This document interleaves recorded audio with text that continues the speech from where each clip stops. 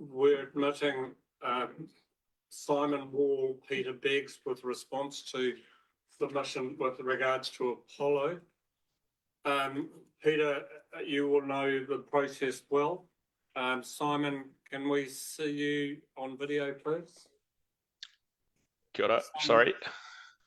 The rules are that you have 10 minutes, including question time. How you use that time is up to you, but we need to be very firm with regard to that time. And the time is yours. We won't spend time introducing all of the councillors, I'm sorry. It's now your time. Thank you, Your Worship, and hello everybody. I'll let this our submission be led by Simon, if I can, please. Simon. Kia ora. Thanks, Peter, and thank you, Worship and councillors, for giving us the opportunity to speak today.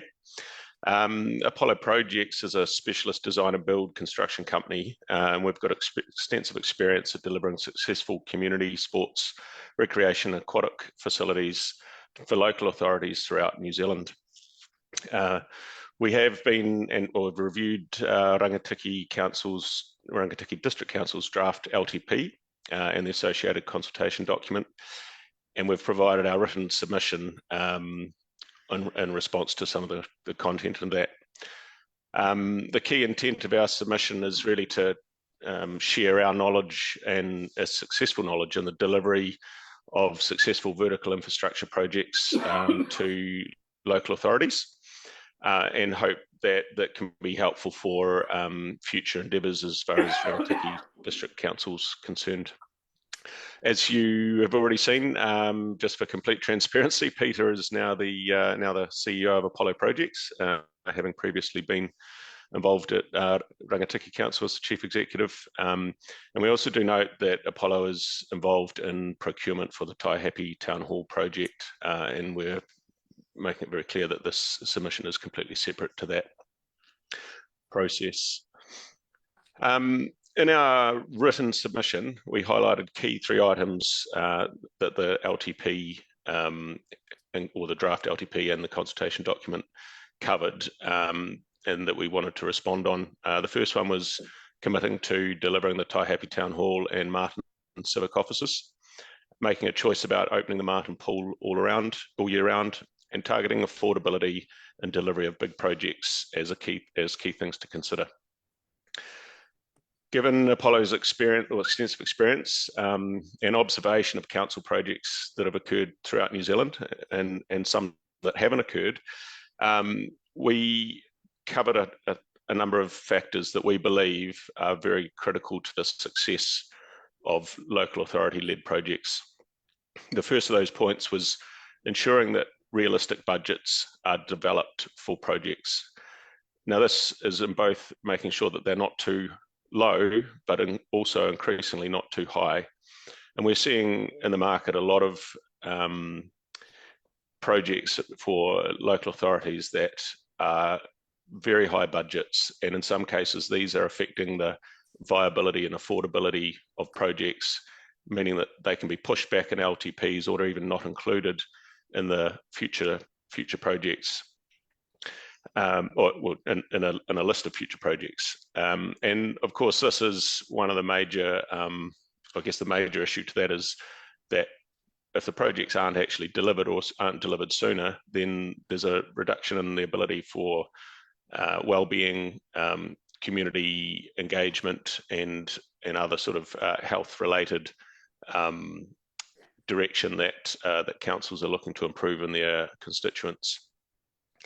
We also noted that we believe that design and build is a very good solution and approach for local authority project delivery.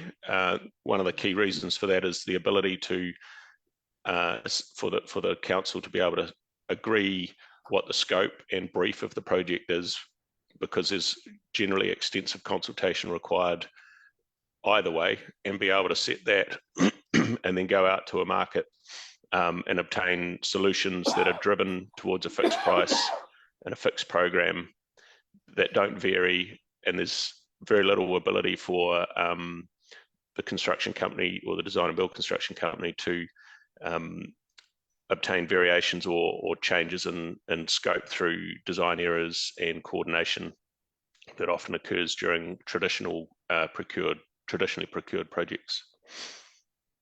Another area that we've also identified in our experience in having delivered a number of community events and sports facilities is that the utilisation predictions are often quite heavily under-predicted.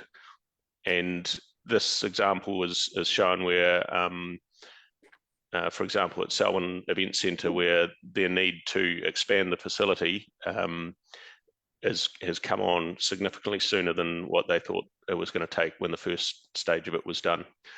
Also recently at Kiwa Pools in Gisborne, there's anecdotal evidence that their patronage has been far higher than what was expected based on their original business case. And the last point in relation to delivery of vertical projects for local authorities is around delivering them as programs of work and ensuring that the efficiencies of delivering essentially larger projects or larger portions of bundled projects can be obtained.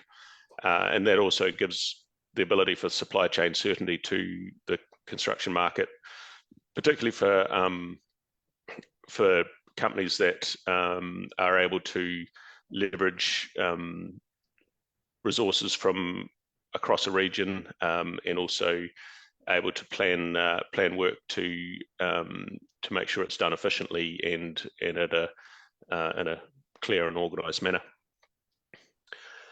The last thing that we wanted to cover off was that key choice number 1 in the consultation document regarding whether Marton Pool should be opened all year round. As you might be aware, Apollo Projects is obviously very proudly involved in many swimming facilities or aquatic facilities, and one of the key outcomes that we see in that is the encouragement and availability of water safety and swimming lessons that come with having facilities available more for longer periods of time. We've recently upgraded the Foxton Pool facility in Foxton, and that has taken the facility from a reasonably old and rundown place to a really modern quality facility that is now able to be well and truly used all year round. And that's been proving very popular since it's been reopened. Obviously, there's a larger improvement in terms of the 4 wellbeings on the community with enhanced water safety knowledge, fitness and health, and wellbeing being very prominent there. So just to conclude, we just do want to note that we're very pleased to see that Rangitikei District Council has embarked on a procurement model of design and build for the Taihape Town Hall. And we'd obviously encourage that as a mindset for future capital projects. And more importantly, we're hopeful and very confident that you'll see the benefits of that as that project goes ahead. Thank you. We'll stop there, sorry, and let Sure. the councillors ask any questions for us. Thank you. No worries. We have literally 1 minute. Councillor Loudon. Very quickly, how many council long-term plans have Apollo projects submitted to in 2024? Yeah. Do you want to answer that one, Peter, or me? Yeah, I don't know the actual answer. What I can say is congratulations, you're the first. And this is the first hearing we've had out of all councils in New Zealand. I would anticipate Apollo projects will submit to somewhere between 10 and 15 long-term plan consultations. Councillor Duncan, last question. Thank you. Thank you for your submission. I have recently just been to see the Kiwa Pools and they were very impressive. So that's nice, you've got that background. But I was a bit staggered by your last sentence saying that we shouldn't perceive any sort of conflict of interest, because I do find it extraordinary that you have submitted, given that you are tendering for a project with us that you will obviously profit from. So I'm not quite sure how that works. Councillor, I need to warn you and stop that question. Yeah. They've submitted, they've made comment, we haven't replied to say they're conflicted. We just need to be careful basis to what you say. Listen, Simon, thank you very much for your submission. And we will go through the normal council processes, of course, with officers reporting, and we will come back to you. But thank you for your interest. No problem. Thank you very much, Your Worship. Thank you, councillors.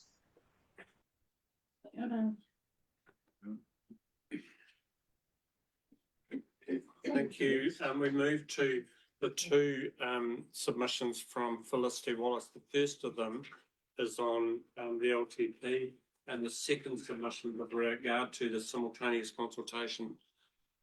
So I'd just like to say I've got a conflict of interest with regard to both. with those two submissions, yes. Thank you. Can the records just show that? Felicity, we're dealing with them in the time as they're listed. Yes, so I'll make first submission, which will include RMR's submission on long-term plan and development contributions policy, Okay. and Sarah Patrick will read our submission on significant engagement policy. So I think we've got 20 minutes, so I'll probably take about 7 to 8 minutes, perhaps. Bill, 10 minutes, 20? Yeah, so we'll split it. Yeah, maybe if you could stop me at If you 10. deal them one at a time, then Okay. I'll know where we are in turn. And All right, I'll take the first 10 minutes. And I'll take the so you'll second. be submitting on the LTP. And the development contributions policy. And what I need to do to make sure is that submission falls within 10 minutes. Yeah, it will. So you I'm deal going with to just that start now. submission first, please. Yep. Kia koto. Time's yours. Go. Ko Felicity Wallace aho. I am a member of IRMR. So IRMR is interested residents of Marton and Rangitikei. We advocate for a group of residents living in Marton and the wider Rangitikei district who hold a strong affinity and commitment to the land and the people of the Rangitikei district, its health and well-being. We wish to see our district grow and flourish, but not at the cost of the amenity and environment that make this area a special place to live. And we appreciate this opportunity to submit on the draft development contributions policy and on the draft long-term plan. So I'm going to talk about the development contributions policy at first for about 5 minutes, and then I'll talk about the long-term plan. So first of all, I want to read you the introduction to the development contributions policy for Manawatu District Council. Clarify, because you weren't in the room. The 10 Yes, I'm minutes here starting includes with questions. So if you, Development contributions Okay. policy. that's right. So this is the Manawatu District Council Development Contributions Policy Introduction. Development contributions are fees charged for developments to pay for the extra community and network infrastructure required as a result. New houses, subdivisions, and commercial developments pay a contribution to enable us to provide the necessary services related to the growth demand, including public infrastructure and network infrastructure such as the three waters, transport and reserves. The key purpose of the development contributions policy is to ensure that growth and the cost of infrastructure to meet that growth is funded by those who cause the need for that infrastructure. So that's Fielding, that's Manawatu District Council. Central Hawke's Bay. This is the introduction to their development contributions. Central Hawke's Bay is experiencing a surge of optimism and growth not seen since the 1960s, which creates increased demand for services and infrastructure supplied by council. To ensure levels of service for all residents are maintained, development contributions are collected when new development occurs. Development contributions are fees payable on developments and subdivisions. The fees pay for the additional demand placed by new developments on infrastructure, water and sewer, stormwater, etc., and services. A development may be a new greenfield subdivision, infill development, townhouses, or a project that creates additional commercial or industrial sites or buildings. Contributions may also be required for conversion or extensions to existing buildings where they create new or additional uses. This could include converting one residence into two, or converting a residential building into a commercial office. Any contribution payable is calculated under Council's Development Contributions Policy. Now that's a document of 64 pages. Now I'm going to read you the Rangitikei District Council Development Contribution Policy. So this is clause 2.1. Council's policy is not to require development contributions, full stop. That's it. And the explanatory comment says, this policy reflects the extent of development occurring in the district and the view that such a policy might give the district a comparative advantage in attracting developers. Council's current network infrastructure is unlikely to need significant expansion to cope with projected residential or business demand. So that's very vague.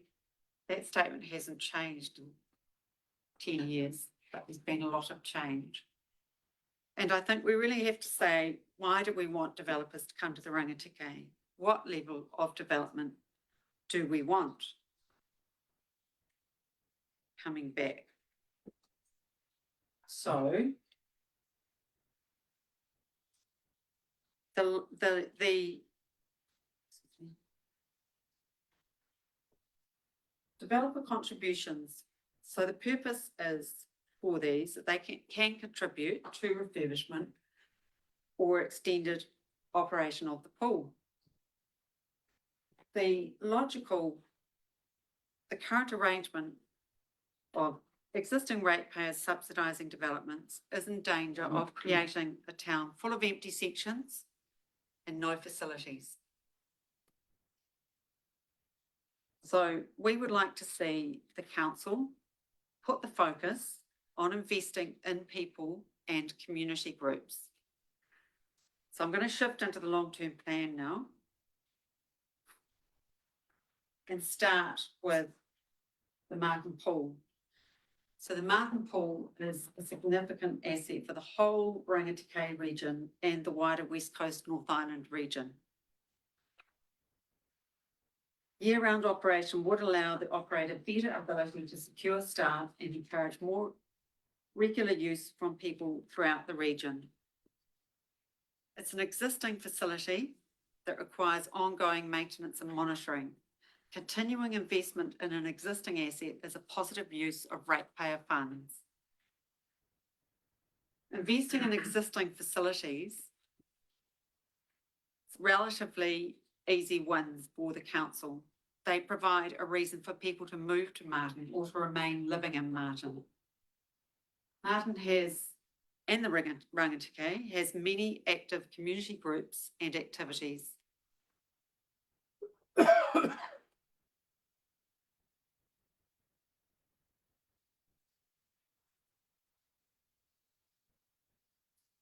Then moving on to, just talking again about the pool. So again, there's, nationally, there's been a lot of concern at the decline in swimming skills of school-aged children. This is a huge issue for Marton and this region to be able to provide a facility and support a facility that is going to support our local primary and secondary schools with swimming facilities of a high standard is a huge bonus. So people aren't going to move to Marton because there's lots of sections available or the Rangitikei. They're going to come here because they want the lifestyle, because they value the facilities that are here, because it's easy to get around. So moving on to the Marton Main Street, which was another of the items that was highlighted in the long-term plan. We would like to see the Main Street, which is Broadway, better maintained and cleaned. We wonder, has any survey been undertaken of all the builders, the building owners' wishes or views, because that was not attached to the long-term plan.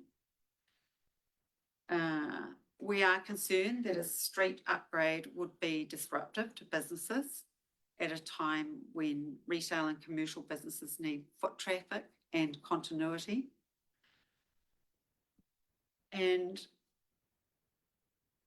we are concerned that effectively the main issue for Marton is the state of its buildings. So Marton has a large number of two-storey unreinforced brick buildings in poor repair. So the main challenge, and again, this comes back to this relationship with development contributions, that Marton really needs to have investors who have considerable funds, and you're not going to attract those by providing discounts. You know, I think what a better way forward is to support the existing community groups and clubs and existing building owners. People are not going to want to come here and invest if there's nothing to come here for. So we understand that council is required to run a balanced budget, but we are concerned that there have been budget deficits budgeted, and we are saying that we feel that council can't afford not to require development contributions, and that this is the way forward to help develop community resources. We've got a couple of minutes left. Questions? And you And have then to Sally. take questions. Councillor Wilson.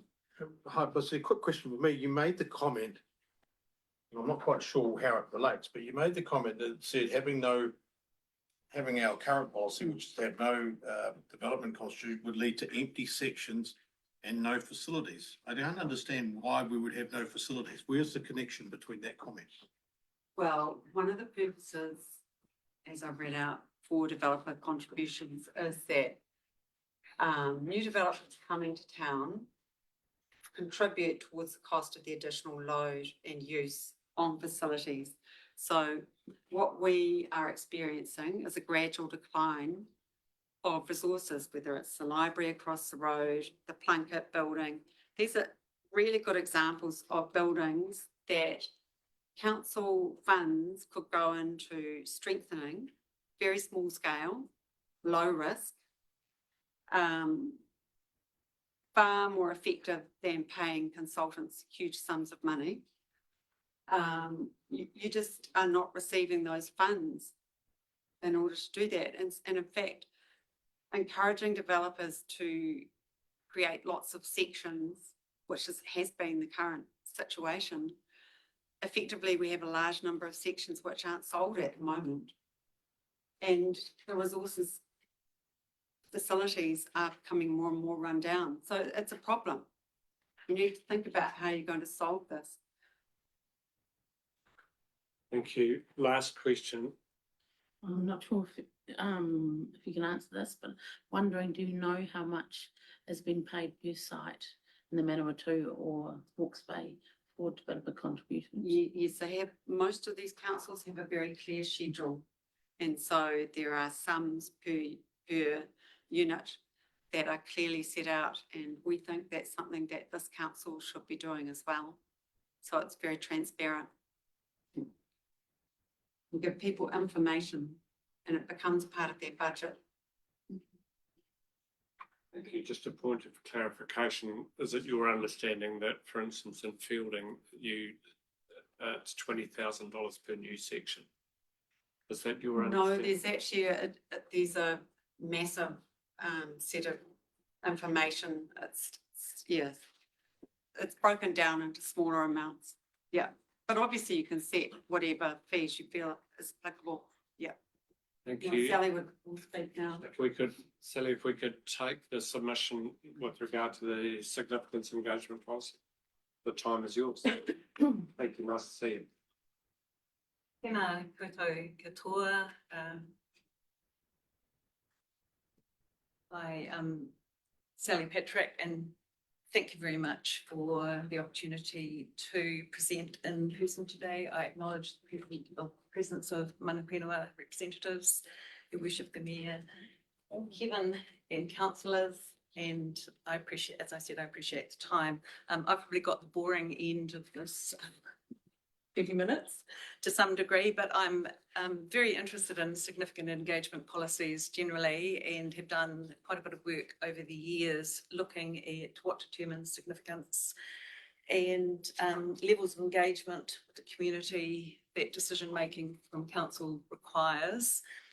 So basically, significance and engagement policies exist within the broader local government legislative framework as a form of risk management device. It's kind of like a catch-all.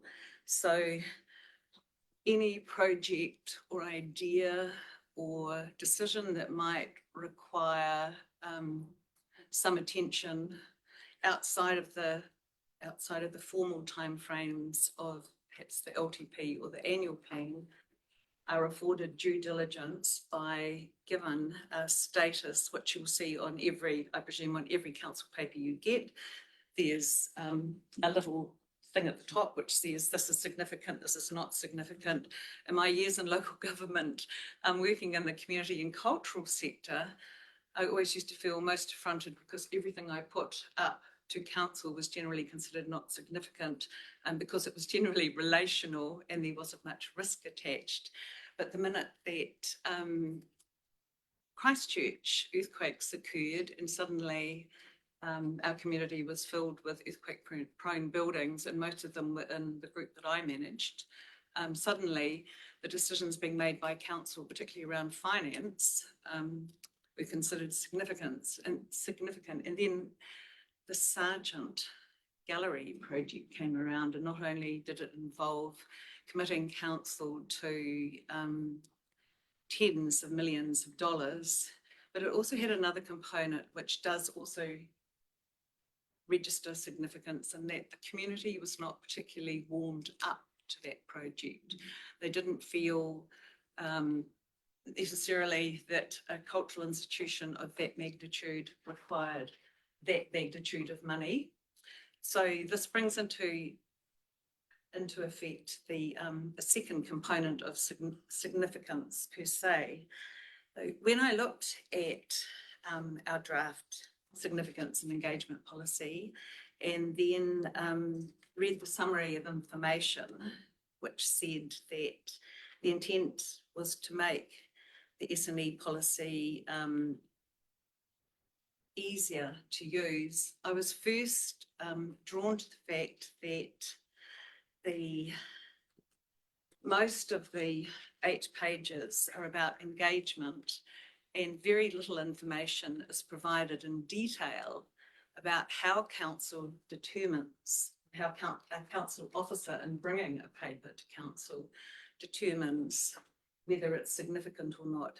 Now, in a number of the other S&E policies I looked at around the country, they provided the checklist that shows why a particular staff member determined that this was significant or it wasn't significant. You usually have low, medium, high, and those details are really, really useful when you're attempting or wanting to bring the community on board, because they can see the checks and balances, they see the due diligence that has gone into the work so far. And if I can, once again, if I can use the Sargent as an example, on one hand, so there was $36 million that the council had to commit to in terms of underwriting or whatever. On the other hand, there was a community that wasn't warmed up to paying anything for the Sargent, let alone that much. So if so the council and its broader community engaged in a larger engagement policy, which took 2 years to ensure that the community felt sufficiently informed and they felt they were provided by all the information they required. They could see why this project was significant from a national point of view, and they prepared in the end to allow councillors to commit the money. So when I look at our policy, I see very little that provides, as I said, those checks and balances that internally the council goes through to make these decisions. And it would certainly raise levels of trust and bring the engagement that might be triggered at whatever level because of the significance of the actual item to reach a better solution. I hope that's making sense. And so it's just a matter of balancing this out. So instead of having half a page on the determining significance, you've probably got 2 pages and maybe I think there's 4 pages on engagement. You could bring that down. And the third thing that's always in these things is strategic assets, and that's covered anyway. Questions? Oh, sorry. Thank you very much. So a question from me, in terms of your ferreting around different significance policies. Working around, yes. Yeah. Have you found one that absolutely you would suggest that we look at closely? I think Gisborne Taiwharawitis was, it was, I think, of the smaller councils, it was one that went into the determining of significance pretty thoroughly. And it was easy to read. So yes, Taiwharawiti, I thought. Was there a supplementary question to that? Was their policy heavily highlighting the cultural significances? I'm just wondering around whether the environmental significance is also. Well, that's covered. Good examples of that. Sorry for cutting in, Your Worship. That's covered actually under the legislation within, I think, Section 80 of LGA 2002. All of those aspects are covered. So you would expect Tairawhiti, we expect every local authority to undertake that work because it is legislated and it sits more within the engagement. But if you're talking about environment, that's obviously one of the key components that determine significance as well in the significance determination aspect. The councillors. One very quick one, if I may. I read this, it's one of a number that I read, I had to go back over twice because I got a little bit confused. Is your submission around our significant engagement policy or our application of our significant engagement? Because I got a little bit conflicted in reading it and also in your explanation of it. Well, the policy obviously has an application, so it needs to be applied as part of the Act. Yes.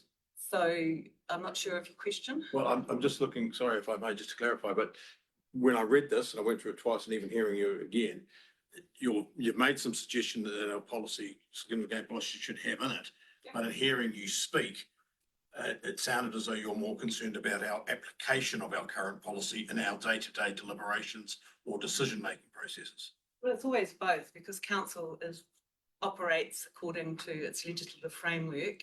So in determining, you've stated at the beginning, the purpose for revising the significance and engagement policy is to make it easier to understand. Yes.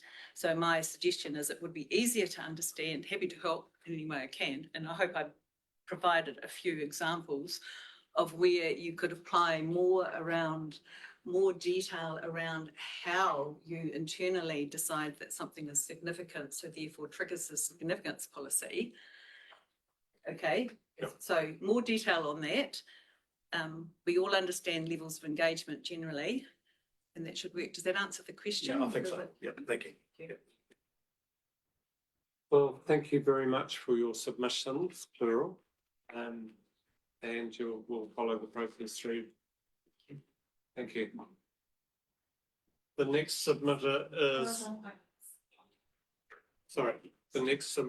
is, John Vickers, past mayor. Welcome, John. Thank you, Mayor. You will be well aware of the process. Oh, yes, it's a perennial thing, isn't it?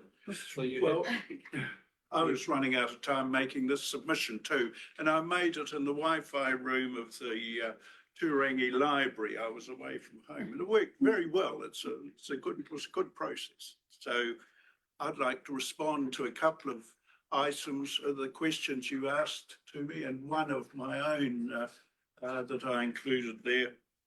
And the main street tidy up, I think that's good, but it's on its own, it won't achieve what it needs to, and it would fit in a strategy of things that will bring life back to our main street. And it's a slow process. It's just, and we'd all like it done yesterday, and but it's not going to be. But change does happen, and today the government have put a 4-year extension on their demands, and they realise there's a problem, and they're going to look at the problems of places like Marton.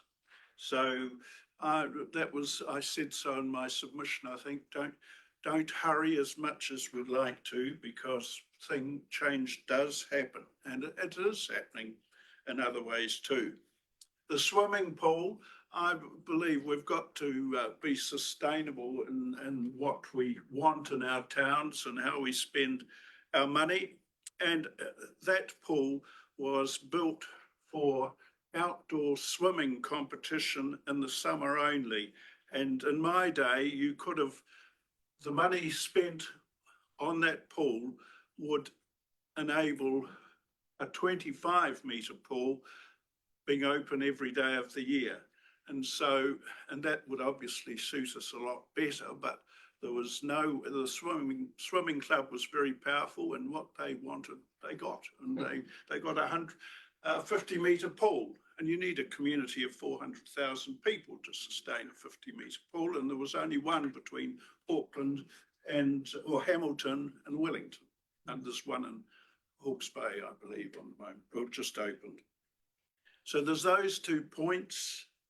And then there's the matter of the general rate. It's always an issue to me, because our district and local government don't like differentials or anything like that. They like a nice, simple system. And you can have that if you're a Central Hawke's Bay or a Hauraki, where capital value is very evenly distributed. But we are not like that, and there's always issues that come up, and it just worries me when I see your poor rebuilding fund, and it goes on the general rate, and how and rate incidence doesn't have to be exact or anything, but it should reflect roughly equity and how the rates are raised, I believe. And I was on council, and it's a long time ago that I was on council, but Galen was a very young person there. William Abraham over there was making submissions to council then too, I might say. And so it's good to see some familiar faces. And so that's the general rate, because nearly 3/4 of the value of the district is in a line south of Hunterville and 1/4 north. And so we need to be aware of how we spend the general rate. And I was there when the Taihape Town Hall was refurbished in 1995, and it wasn't a very well planned exercise. And I was new councillor, and we were confronted with this large overrun, and they had to go to council reserves to pay for it, and the reserves were new, and it was a touchy issue, and they'd come from the sale of the Kakariki metal pit, with the Rangitikei County Council, where it still sort of felt ownership of. But so there are all these issues about there, and I think I'll leave it at that. Some questions from me, John. I'm struggling to understand exactly what you want us to do in terms of the general rate, and the options to me seem to be changing the general rate, parts of it, to a UAGC, the Universal General Charge, or are you suggesting that differentials, because you then talked about Hunterville North and South? Yeah, that's just an illustration, but we had a system where community services rate was, you had your amount used raised by users, you had your local rate, rating ward contribution, and then you had your general district contribution, and the district contribution was always a large one. But that ward rate meant that local people had to think about what they asked for, because it would affect their rates too. Okay, I understand what you're wanting. Well, Councillor, sorry. I don't know how there might be different ways of addressing it, but I just raise it as an issue of fairness and equity, and it's the thing that's divided this district before, and I don't want to see it again. Councillor Loudon. Thank you, John. Marton Main Street. I heard about the 4-year window for earthquake prone buildings, but they didn't quite mention heritage, and that's where the problems lie. Well, it's earthquake strengthening. Yeah, but heritage is a bit more different. Just on, how do you see the transformation unfolding for Main Street, and what's your priority list? You said it needs to be done without haste.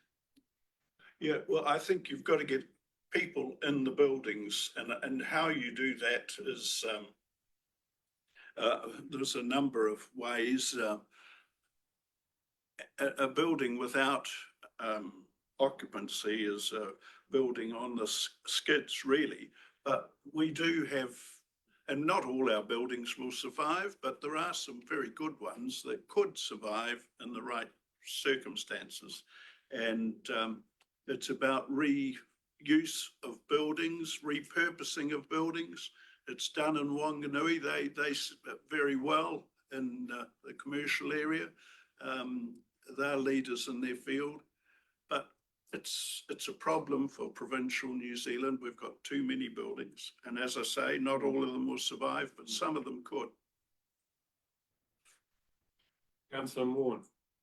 Do you think our building on the corner of High Street and Broadway is one of those ones that could or should survive? Well, until they painting it made it everyone's darling, and it looks good on the outside, but it's never been a good building inside. It's never attracted residents that would pay good rents for it or anything. No, it's not one of the best, but it's very visible, and you know, people do like it, but there are other far better buildings than that one. Yeah. Further questions, councillors? No? John, thank you very much.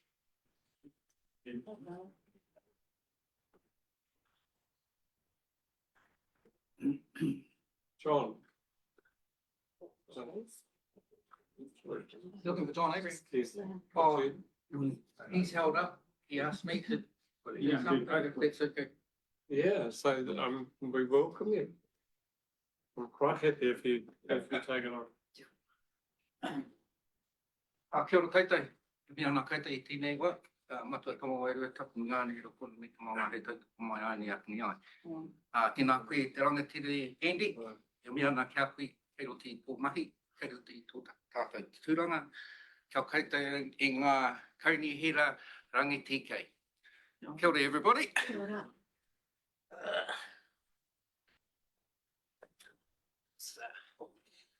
Intimidating.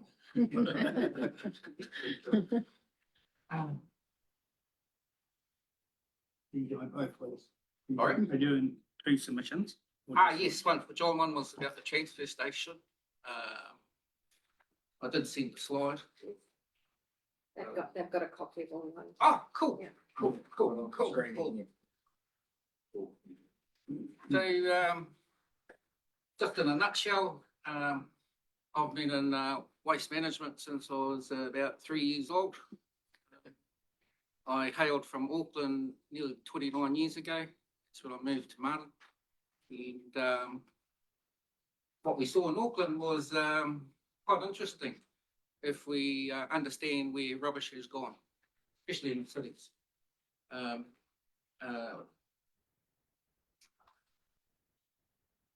one of the hottest issues in New Zealand at the moment. And it's one of the biggest issues councils are facing at the moment. So I'll just get back to this, recycling in Rangitikei. You guys have asked for some submissions. John is a ratepayer. He has a number of properties inside Marton, and they've lived here for 5 generations plus, the Abraham family and the Tuia family. John was involved with youth development about 30 years ago in Marton, and done a very, very, very good job. The transfer station, Rangitikei, finds itself in a unique position with the entry to Bonnie Glen. I've just got to take you back a few years,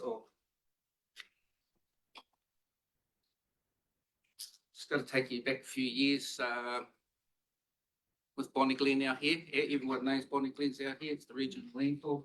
Everyone goes there from the lower North Island. We sold it, and then we got entry to Bonnie Glen. I believe that we haven't been managing it properly since the day dot, and I say that because of that entry, rubbish really hasn't been a problem. Can I just be very clear that you're submitting on behalf of John, not yourself? So when you say I, that is his view? Yeah, that's his view, sorry.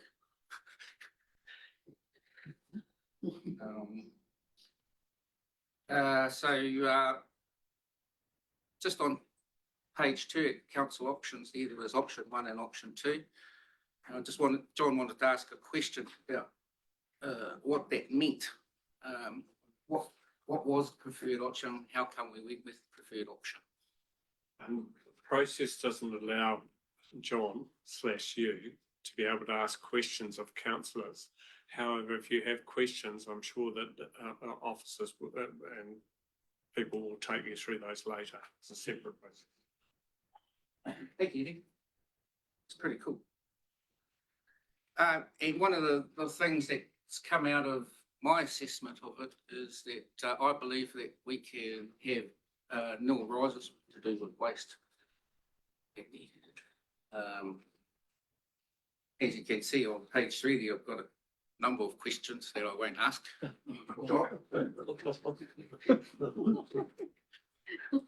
And I believe that the price at the transfer station went up recently, and it was an option that the council took. I believe that we have to look a bit deeper into our future and where we're going with this. The allocation that's there should be looked after very, very, very carefully, because that will impact on rates and that will impact on the future costs that we as ratepayers face. Is that all right? The transfer station is very, very important with waste and recycling. I believe that management of the transfer station has let us down in a number of ways. I'm down there every day and I get to see everything that goes on. I think, Willie, what we will do is we will reset, because you keep referring to you, and so we'll deal with your submission. That's right, I'll just carry on, Andy, because it's nearly finished. Okay, I got thank on you. the page, trying to go fast. I'm trying to bring together the whole waste scenario, because if we want to be sustainable, we do have to look at it closely. I think getting a city solution is exactly what John is saying. Some may work and it may not work somewhere else. So I believe that we can create the system where the ratepayers aren't impacted.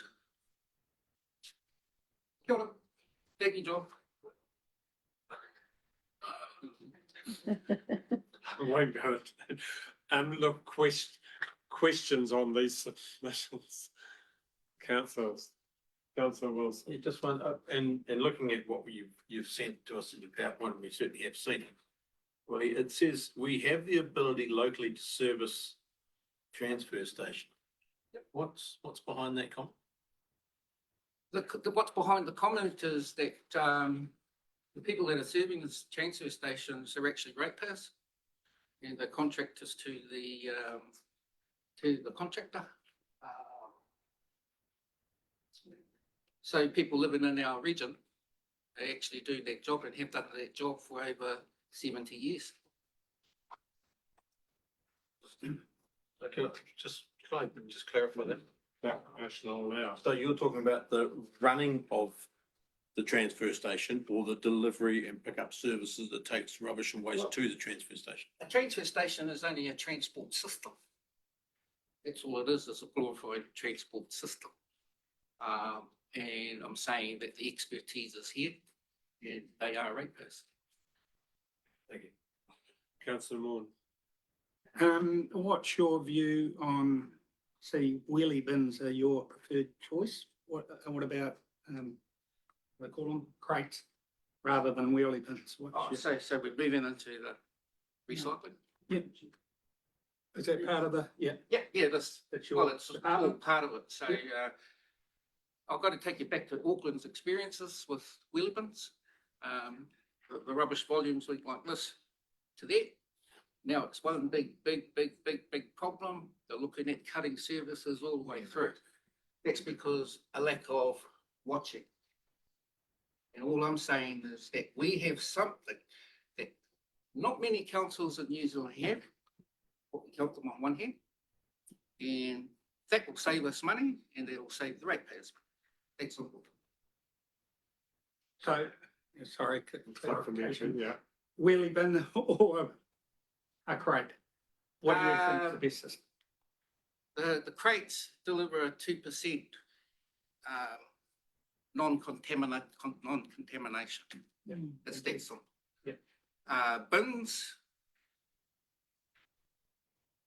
Bins are famous for not complying. That's why different councils all around New Zealand have employed new compliance officers to go out there and tell people you can't put this in and you can't put that. I believe that we, Rangateke, can smash that system to bits and deliver something that's going to guarantee that we meet the government targets.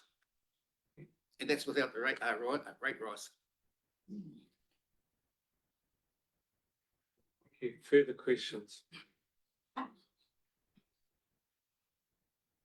Well, thank you very much. I've got one more thing to say, Andy. I've wanted to talk to different councillors about this over the years, and I have, and the rollover of councillors becomes an issue. And then we've had a turnover of staff as well. So we've had no continuum through the whole spectrum. Now, it was the council. Willie, I do have to be fair to everybody in terms of time allocation. The council asked me to get involved, and that's why I've got what I've got. So, kia ora. Thank you. Kia ora. I've got to go back to work there. You guys have a great day. We are at work. See you later. Thank you. Thank you. Who's going to go through? I welcome past Deputy Mayor Nigel Belsham and Rich White with regard to submission 8 on page 82, business Rangateke. I'm presuming, Nigel, you know the rules. I sort of know the rules, Andy. It was a wee while ago, but. Well, they seem to vary in the last few minutes, but I'll It did vary. reassess them. I was wondering what was happening. 10 minutes from the start of your presentation, including questions. How you handle that is yours. Thank you, Andy, and thanks for having us here, and councillors. Good afternoon. Hopefully everything's going well for you. Right, so the business Rangateke submission is about your key choice option 3, which is about upgrading the Marton Town Centre, and I'm I'm going to take it that you've read the submission, and it's fairly detailed and what our views are around it. But I'll just highlight a couple of things. The organisation is fairly new, but it has been a much needed organisation for our district for a long, long time, to have a voice for the businesses, certainly back to council and back to organisations. And we're grateful that council has helped support our organisation in delivering some of the BA5s and things like that. So thank you very much for your support in that. Getting onto this key option 3, the town centre revitalisation, I think it's imperative that this proceeds, and a couple of reasons for it. It's been on the table for quite some time. We go back to 2014, I think it actually came up into one of the town centre planning processes, and plans have been made, but nothing's been done. And it's great to see a commitment in the LTP of 2.1 million towards actually getting something done. So our group is strongly behind ensuring that that stays in that plan and that proceeds. Some of the reasons for that, we've seen businesses, certainly outside of the CBD, invest a lot of money into upgrading, rebuilding, building new buildings, and the rest of the extended CBD area is starting to look pretty tidy and quite attractive to come and visit.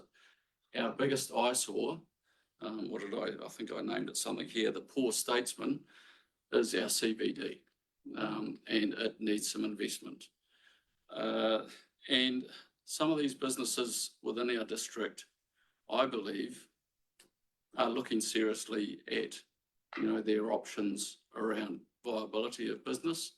And without that attractiveness in our town centres, that starts swaying on their minds as to whether they'll stay here. Those businesses invest a lot of money into this area in regards with sponsorship and supporting events that are held throughout our district. I had a quick tally up. Anecdotally, we're talking over $200,000 per year that gets reinvested by those businesses back into our communities, sports groups, schools and things. So we really need to show some faith back to those businesses and look at investing into our town centre to say, as council, you've got this opportunity to say, look, we're going to back you in what you're doing. We're actually going to lift our image and tidy up what really is seen as an eyesore. Those businesses, again, in staff retention and staff attraction, they actually cite the poor image of our town centre as a detractor from retaining and attracting staff. So again, that's an incentive to really pay back to those businesses to say, hey, we're going to actually tidy up our image. I don't want to take up too much of our time because I know this is going to tick along pretty quickly. The 10 minutes disappears quickly. Richard's already submitted to, he may have touched on a couple of things there personally, but Richard, have you got anything else you wanted to add in? Well, I think we should take questions, but I just want to reinforce the points, a couple of points that Nigel's made. Well, one is Business Rangitikei, in a very short time, we've garnered a lot of support. And through our business after 5 and our other connections that we've had, we're getting good feedback from businesses and people outside the businesses here. And this is what they're asking for. So what you're offering to deliver up is what they're asking for. So I think that there's got to be a good synergy to start with. The risk of loss of large business to outlying areas, I think, is probably more significant than we realise. It's a large business, it's got a large cash flow. They can relocate and operate in our neighbouring areas quick smart. It wouldn't take much to make that decision. They've got access to a good level of staff that want to live in this town because there's an attraction to be here. What Nigel was saying about the street, I think that goes a long way as well. But I think that's probably enough. Probably should get Yeah, questions. yeah, well, if we can take questions on them. I have questions, councillor Hero, councillor Duncan, councillor Dalgety, councillor Wilson, myself. So they, please, we'll get to you, councillor Moore, if we can. And please, what I'd advise is you ask your questions as quickly as you can and you make your replies as succinct as you can to get through them. Councillor Hero. Hold on. My question would be, what's your thoughts about the other side of it, of business owners, businesses themselves investing into the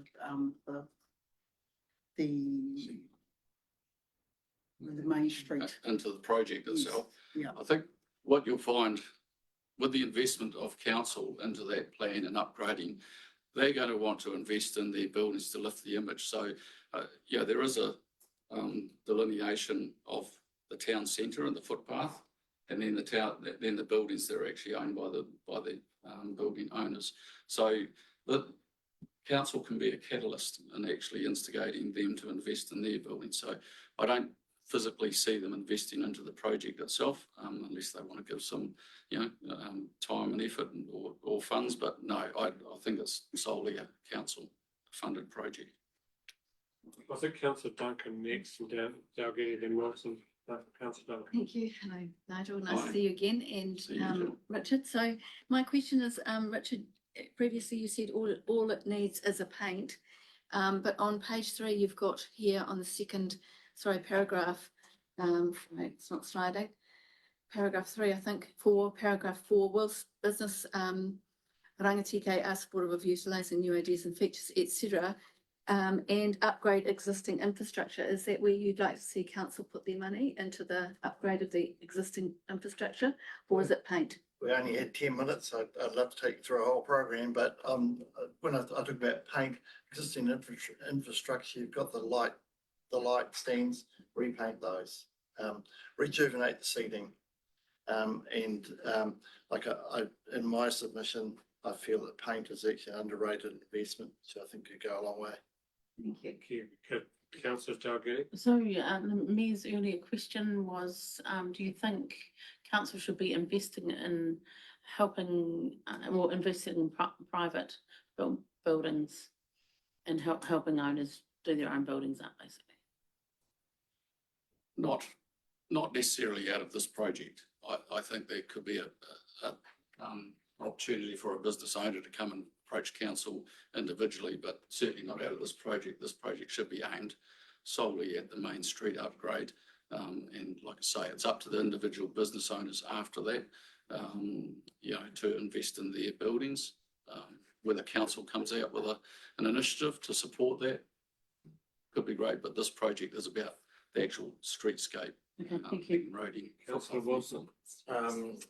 Thank you, Nigel. Richard, as you'd be well aware, we're under a lot of pressure with regards to costings and things, and lots of our submissions that we've heard reflect that.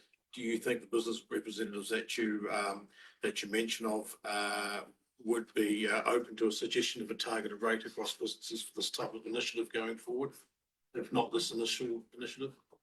For this project, I see it as a district-wide funded project. You've stated it in your strategic vision that the Marton, Hunterville, Taihape, Bullstown centres will be upgraded. So, this is the first cab off the rank. And I believe, as council's taken the stance before, that this should be a district-wide funded project. Yeah, certainly not targeted. I'll forego my question. We'll go to councillor Moore. I just note bottom of page 3, your comment on the corner of High Street and Broadway. Is the business rangatiki had any feedback about what you think should be done on that corner? We have. The feedback we've had is we think that the feedback has been that the council should be a tenant in that area of the town. The council have already shown a direction in that respect. It is an investment into that streetscape. So the feedback has been that they'd like to see the council stay in. It was like a U-turn. Council was going to be the catalyst to help improve that town centre area. And it feels like a U-turn to actually pull out of doing anything down there. So that's where the negative feedback's come from. Thank you very much for your submissions. Thank you for the collective work that you are doing in a new organisation that it seems to be going incredibly well. And you have a BA5 tonight. Yes, tonight at the Fat Rabbit in Marton. So if you feel like coming along, please come along. I'm sure support it. It's an open invitation. Yeah, thank you for your.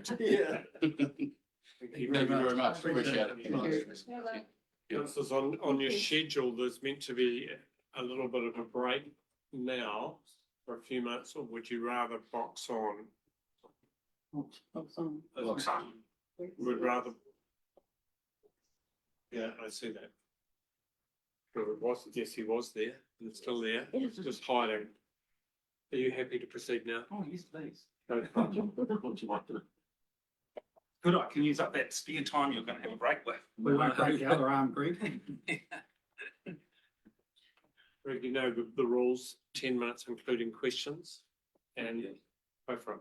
Tēnā koutou. My name's Greg Carlyon and I'm here on behalf of the Tutanui Stream Restoration Society, and there's much better people in our team than me, but they're all have found reasons to not be here today.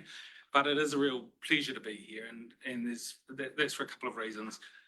Of course, we're asking for ongoing funding from council to the tune of $10,000 per annum to help look after the reserve up there. But I really want to acknowledge in this last year in particular, the shift that's occurred in the relationship with council and the results that we're seeing at that site. So I'm not going to read our submission to you, that's all pretty dull, but I just think about this last fortnight at the reserve. To give you an example of what sort of energy is up there, we've had 80 tonnes of shell rock delivered, which is going to be spread by a tractor bucket and people with rakes and shovels. Andy is looking for jobs, and we can use all that spare time from him and the rest of you if you've got it. We've had the council remove a big old man pine in line with our very well put together document from an external professional that has got us on the path to native restoration at that site. We've put about 62 hours of volunteer labour into that site in the last fortnight, and that's been on the path to building another, what would be 60-metre boardwalk at the top end of the reservoir. And our volunteers have carried tons and tons of green timber into that site during the week in the evenings. Yesterday, when I checked, we had 73 people through the reserve. So that's a Tuesday, is it Thursday? That's a Wednesday that we had 73 people through. So we're getting 500 to 600 people a week through that reserve. All sorts, it's a real reflection of the community that we live in. And it's all sorts of people, and they generally bring a dog or two with them as well. So it's a place that people are really, really enjoying, and are coming from all over the region and outside the region to enjoy. We've got, if you'd been there in 2016 when we were kind of first warming up, there was a short track in an old windrow there that went round the lower dam. And we've now got nearly 12 kilometres of tracks in there. And a bit over half of those are mountain bike tracks. So there are people coming again from all over to play on those mountain bike tracks. So it really helps that we've got volunteers who are addicted to that place. And we have this never-ending list of jobs.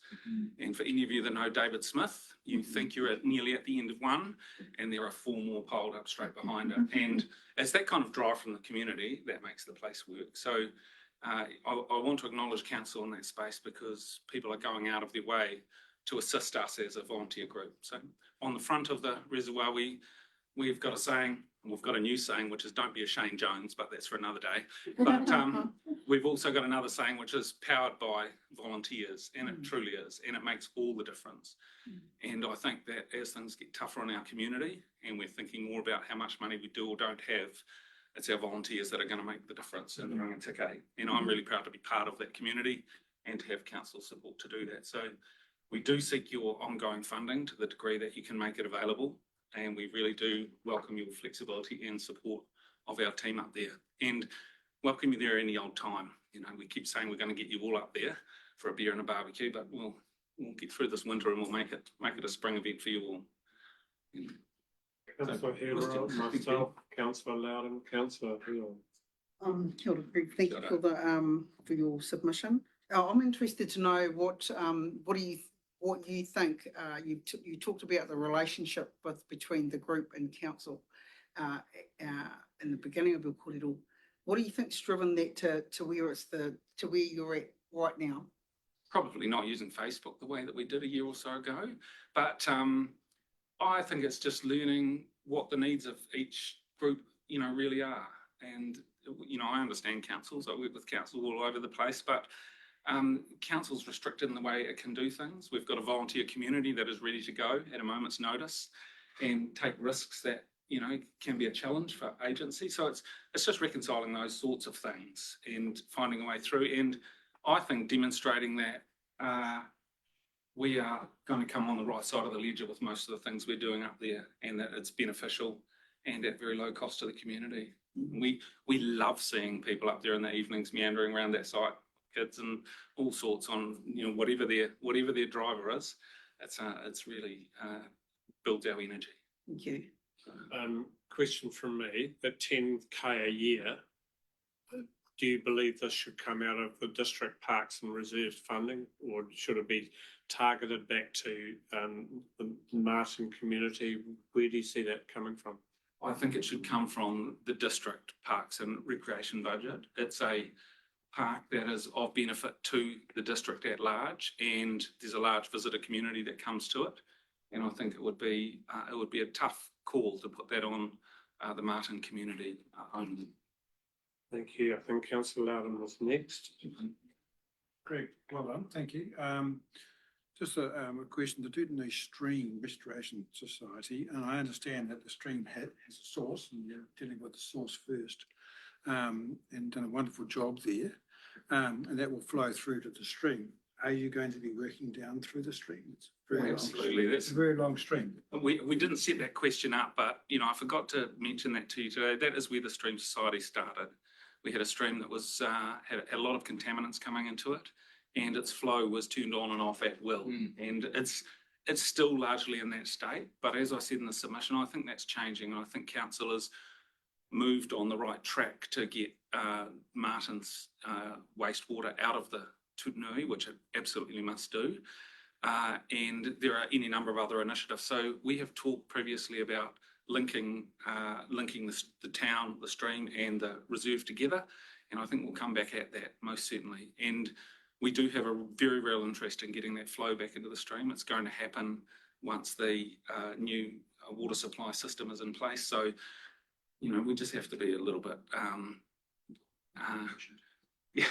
patient, that's the word. Yes. Councillor Lambert. Regarding pest management, are you involved in any? Do you work with other people? Yes, so we've got a pest management plan for the reserve, and we've got a group of volunteers that do weekly pest management sweep of the entire reserve. So we've got nearly 50 of the DOC 200 traps in there, and then bait stations right around the margin. And I was going to say, when I was just warming up earlier, that last week someone went around and gave all the DOC 200 traps a boot, because they make quite a nice crack when they close. And I'm assuming it's not someone that's malicious. It's just, teenage me just trying things out. So again, our volunteer group went back and they've been around twice in this last week, both checking them and then resetting them all. So we are getting all sorts of pests through there. We got our first ferret 2 weeks ago, which is a real surprise. We get stoats regularly and obviously lots of rats. But the quid pro quo for that is that when you're walking around the reserve now in the right time of year, you'll see quail all over the place, which are a really good sign that we're getting on top of the pests. And we've got a spoonbill population on the lake. And it's really neat to see those things coming back. Oh, brilliant. Any other? Thank you. Greg, thank you very much for your submission. Please pass our collective congratulations on the work that is done out there. It's been truly impressive. Thank you very much. So very much. I was going to say Tuesday night, 4 p.m. Anyone who's keen to work till dark, we'll see you up there. It'll be dark, it's earlier. All right, that's what I'm thinking. We need somebody very big to take over a rapper position. You said it. Thank you very much. That will be. Thank you. Thank you. Carolyn, you've got two presentations, the community committee there and then your own personal one. That's as I understand it. I put the submission in because I'm chair of the Yeah, I committee, understand but that. David's going to do the talking for the community committee. Okay, we'll do the community committee one first. Okay. Assume the position.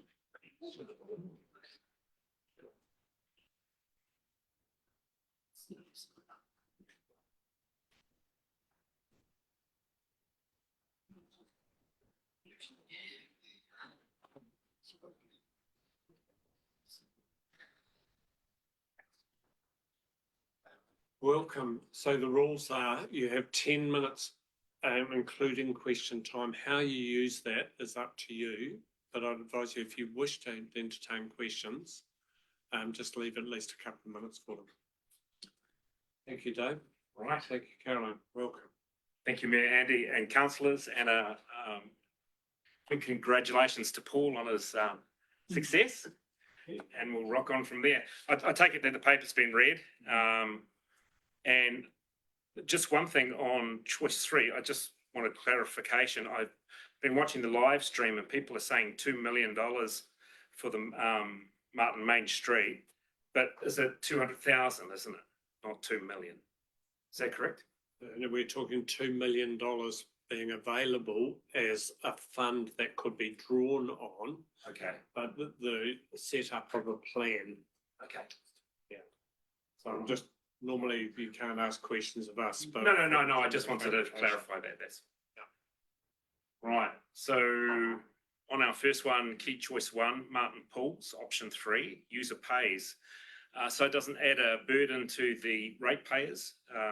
We need to find ways of making this asset used more, and to create more revenue.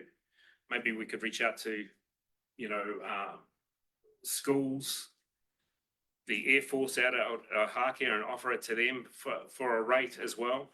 But to put an extra burden on the ratepayers in these financial times, yes, it would be great to have it running through the winter period. I think it would be absolutely awesome, but the cost has to be recognised, and I think it's around about 300,000 extra cost, which is a lot of money.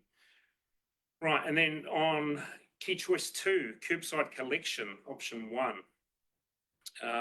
We have at the moment an ageing population that many will struggle with wheelie bins, i.e. pushing them up and down their driveways, washing them out regularly to keep them hygienic, and of course those windy days where they travel down the street, tip over and all that sort of thing. So one of the things that we quite like is the idea of crates.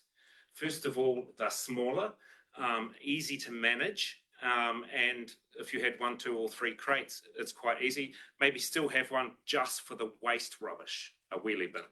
But for the recycling side of things, I think crates is a great idea. And one thing that we do encourage is the Rangitikei Council do really good research on before we make any decisions on these things. Don't just go with the cheapest or the most expensive option. Some of these bins are deteriorating in the sun because you've bought cheap ones. Sometimes buying a more expensive bin might be a great idea. Okay, so key choice 3, Main Street upgrade. So we sort of look at this and $2 million isn't a lot of money to upgrade a street, especially one that's old as ours. We are worried about the concern on the building that the council owns that no one's actually doing anything with, and what sort of effect that will have with the plans. And one of the suggestions that we came up was maybe we made from roundabout to roundabout a one-way street heading north. And in that way, you could add more car parking to the street, make it actually safer to cross the street because you're only watching one way. And it could make it quite easy for the community to get in and out of the main street.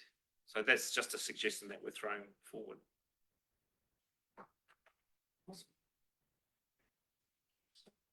Are you happy to take questions? Yeah, I'm happy to take questions. Questions, councillors. Councillor Wong. Dave, thank you for submission. Obviously, the cost of swimming pools is very expensive, but And I support that we try to minimise rates increases. However, do you not support more information being sought as to how many people maybe a trial run for winter or something like Oh, no, I totally support that, absolutely. I think one of the things that I thought of was maybe back in my day, I grew up in Palmerston North up to the age of 8 and then moved here. And we had a Lido card. It's like a gym membership. Okay, so you had a family pass or you could have an individual pass. But the neat thing about passes is I can have a gym membership pass and I'm all excited about this gym membership, but never go, but I've paid for it. Do you know what I mean? I know that sounds silly, but if as a family, oh, jeepers, let's have a Lido pass or a community pool pass that you've paid for to go to. And you've suddenly got that revenue there to help pay for the system. But that's only an idea. Yeah, they would. Yeah. Thank you. Further questions? That wasn't a question, Councillor Duncan. It's just your. No, it's just a flick of the pen. Can't answer that. We'll move straight on then.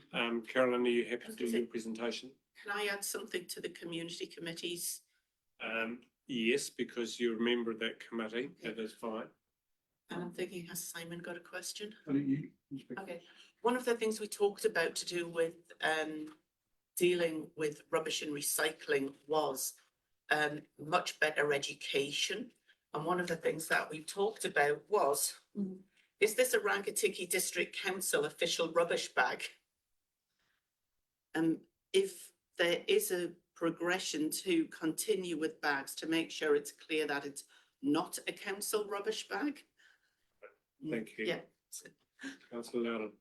But just, thank you, the Marton Main Street upgrade, does the committee have any comment about what could happen at the Main Street? To help it along? What would they feel comfortable with? The general view when we talked was the unknown element of what was going to happen with the High Street Broadway corner. And until we know what's happening with that, we felt like we were trying to grope in the dark. I think that was across the board with the committee. But also clearly maintenance of the place as well. So we've got these really nice chairs that someone had made and all that sort of thing, and maybe put some decking oil on it. Something that needs to be maintained yearly, like a good coat of oil on it yearly. This is our street. This is our community street. This is my good shirt that's out there, and it's not a very good shirt at the moment. I heard one person watching the live streams talk about paint. I'm a painter and decorator. Painting makes a huge difference, but how do you allocate that to a business at a council cost? You know, because that's a business. I mean, no one's going to come and paint my vehicle for me to make my vehicle look nicer for my business. So we need to find a way of encouraging the businesses themselves or the property owners of those buildings to actually push forward with that. So we need to work out a plan how we can encourage them. Thank you, Carolyn. We'll move on to yours. You have the same rules apply. Excuse my croaky voice, 10 minutes, including questions. The time is yours. Okay, I'm going to start with the development contributions. Sorry, no, I'm not. I'm going to start with the significant and engagements. So the long-term plan document deems that it is of significance to the district, but there's some things to do with significance and engagement that bothers me, as in how often and how easy council make it to allow people to engage, the term that they prefer to use, as opposed to have a chat over a cup of coffee. Trying to make it easy for people to understand is the thing that I have, let's say, griped about for many years. And if you look at the development contributions documentation, if you've read my written information, it was like, what is this to do with? As far as I am concerned, I had no idea what development contributions were, and if I didn't have any idea, nobody else would potentially, unless you've been on the council training workshop. So I had a look around and I thought just let's loosely say a one-liner courtesy of Auckland Council, which in theirs it reads, development contributions help recover the costs of infrastructure we provide to support growth in Auckland.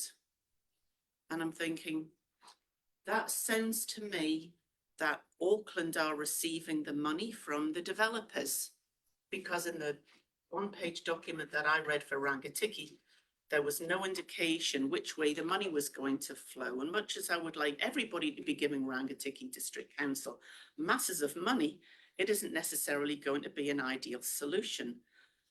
But for somebody to look at the documentation, if you're trying to engage them, you're failing if it's not clear. You look at the bylaw for dog control, it's clear, it's control of an animal. But the development, it left me smiling, shall we say.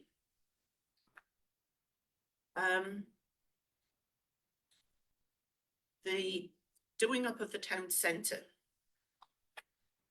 I personally think it's a great idea to make the place more attractive. But if you've got approximately 27% of the Broadway streetscape on this side of Broadway to be changed, is that not a significant portion before you actually start a plan? Because if you utilise the developer's plans to improve that part of the town, it could then flow on with a much lower cost to the council to do other work. So I think there's a lot of information has been missing, and I wonder how many people have actually taken the time to read beyond, oh, council have bought the properties, now council are selling the properties, they don't know what they're doing, which is some conversations I've had around town. Anyway, in the spatial plan that was developed, and I thought there was great work done with that, 2022 to 23, you've got a photograph on page 93 of that plan, which to me is the same seats looking sad when that photograph taken to when I took the photographs, which was the morning the submissions closed. Page 94 talks in terms of investigating opportunities for streetscape development to create a shared environment. So I am struggling to see any research done with the businesses. I'm hoping you're all going to go to the after 5 session tonight, and you might get talked to directly. And on page 98, the spatial plan talks in terms of support community-led development. And that to me rolls into what should be happening to improve the town. I had concerns when council a while ago eliminated some of the funding opportunities as site and the parks and reserves. If somebody did some funding by whatever means, then the council would help up to 25,000, if I remember rightly. So to me, incentives need to be put in place, but to say to people, you're going to be putting 200,000 to develop a plan, my personal view is another plan to sit on the shelf and not a lot to be done with it. I think that's the end of my gripes. Questions, councillors, councillor Hera. Yeah, I'd like to ask you, you've got on page 2 of 2, input of Māori to decision making. My input, the lack of attendance at meetings of relevant councillors is a concern. I'm pleased I'm not on the Māori roll. Can you explain what meetings you're talking about? When you look at the attendance schedule that is published, there seems to be an awful lot of occasions where you and Coral are not at meetings. There may be good reasons, but I don't think it's a good look to have somebody who has been placed on council to not be at meetings. I need to stop you there. If you have a criticism of a particular individual process or councillors, there is a process that you should go through, rather than going down the track that you're going. If you have a criticism there, you'd need to forward it to me. Okay, thank you. Any other questions, councillors? Thank you very much, Karen, for the submission.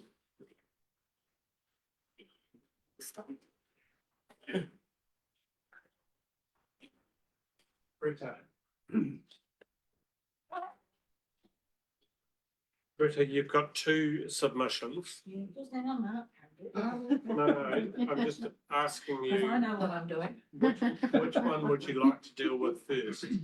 Oh, just an order, the LTP submissions, and then I can see you've got afternoon tea afterwards, so if we quit, we might have afternoon tea early. Right. So Greta, as you well know, the rules are 10 minutes, including questions. How you use that time is yours. Been here. And I'll give you a chance to get yourself organised before we start the clock.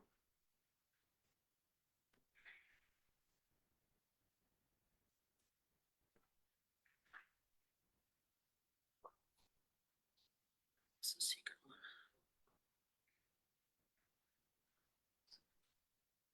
one.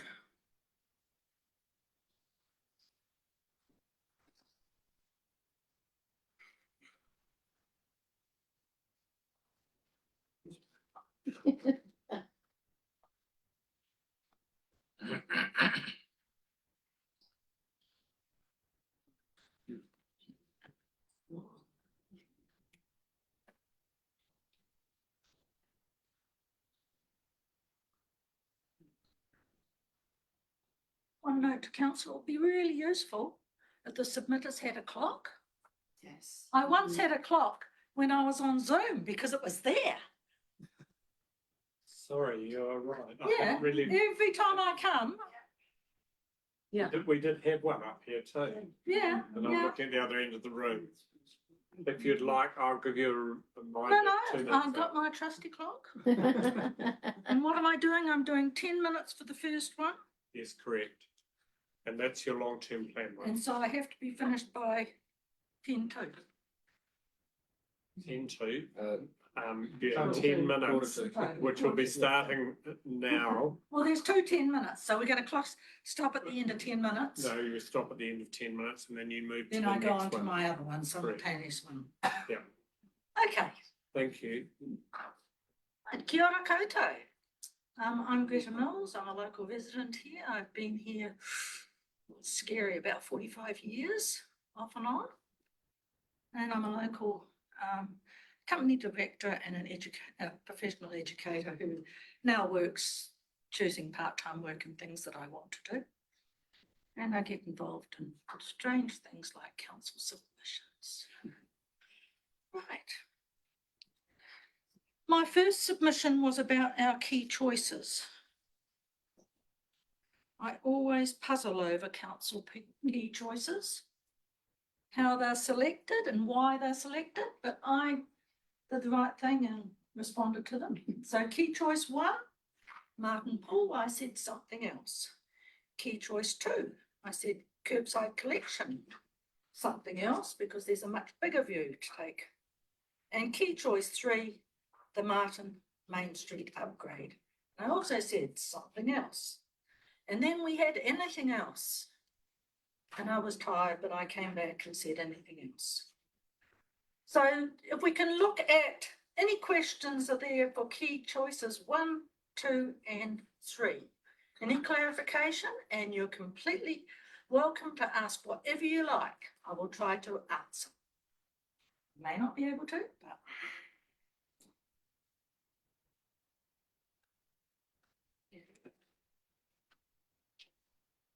And we'll take questions at the end. This is the questions for those ones. You can't, You don't want me to split it? you can't, sorry, were you asking a question of us? No, there's key choice 1, 2, 3, and then there's anything else. Well, your main one is the 1, 2, 3. So I'd like to just deal with that quickly. Anyone's got any questions, any clarifications? Then I'd like to talk about I'm okay with anything that. else. Councillor Loudon, do you have a question? I just on key choice 1, Marton Paul. Yep. You've structured some costings based on numbers that you pulled from somewhere. I'm not quite sure where you pulled the numbers from. And you made the good point that there needs to be a cost benefit analysis done. I think there has been one done, but that's a few years ago. Have you factored in the social benefits that the pool being open all year might have? Yeah. It's not just a numbers thing. I haven't used the pool for many years. I've thought about it and thought, oh no, I know too many kids and too many people in this community. But my family have been using it, and their comment was, well, if people are going to go through the winter, maybe they need to pay a subscription. So we upfront have people committed. Because I just worked on, I said there's not enough information there. I worked on the information I was given. That's why I said check my facts, because I came down to the fact that if it was going to cost that much for 6 months of the year in summer, I got down to our ratepayers contribution was going to be $18 per person per day. And the winter usage was probably 50% of that, $36 per person per day. Now we have no idea who's going to turn up, who's free. We don't know what the commercial operators, I have no idea how they operate and what money they make. So yeah, I couldn't make a decision, and I don't know how anyone else could make a decision. Councillor Moore and Councillor Duncan, just be aware that when we get to 10 minutes, if there's a section missing, that's an issue. Councillor Moore. Just going back to those figures again, it seems like you're promoting user pays. Is that No, right? I'm just wanting, I know the social benefits. I know a lot of elderly person. I'm a ratepayer whenua as well, and they've just spent a lot of money on redoing a pool that was supposed to last so many years, and it failed after 15. Yeah, so there's a huge need in the community for people without transport and who live nearby. The rich will always be able to afford or drive to Splash Centre or to Makino. But the ones here, it's a health benefit, but at what cost? And we haven't got those figures. Councillor? Quick question. Would you think that it was sensible to include a trial run of a year, perhaps, as part of a feasibility study to actually see who does use the pool? CLM will have all those figures. I said to my husband, surely someone's got these figures. CLM, he's trained swimming pool operators for years. And he says, they'll have all that data. They will have all that information. Thank you. Yeah. And my worry is, just like the Bulls fiasco, you do it for Marton. And the other 2 pools, okay, what about us? Where's our share for our local people? And we've probably got contractors lining up already that we can do your pool, we'll do the other 2 too. But at what cost to us, the ratepayers? So thank you. Any more questions on that or the other 2? Carry on. Right, we're up to anything else? Oh, just one thing I'd like to say with the Main Street, I was incorrect. I've been thrilled to see that at ground level, at least, the council has cleaned the windows and painted the ugly 4x2s. But the rest of the buildings, everything else stands in the Main Street. Yeah.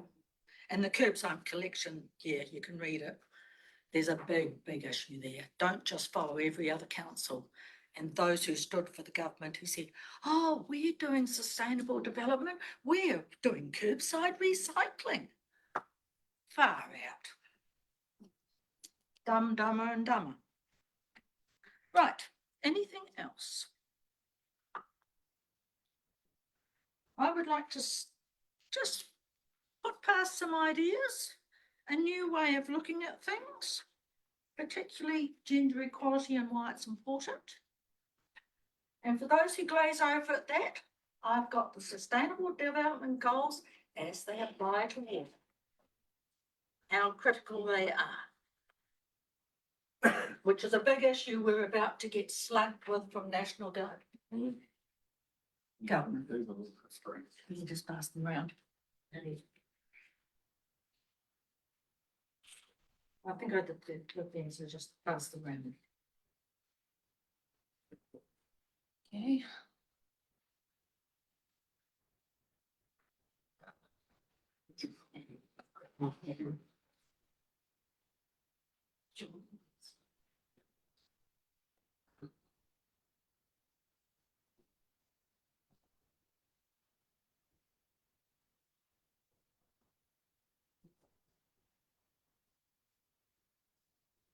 Right.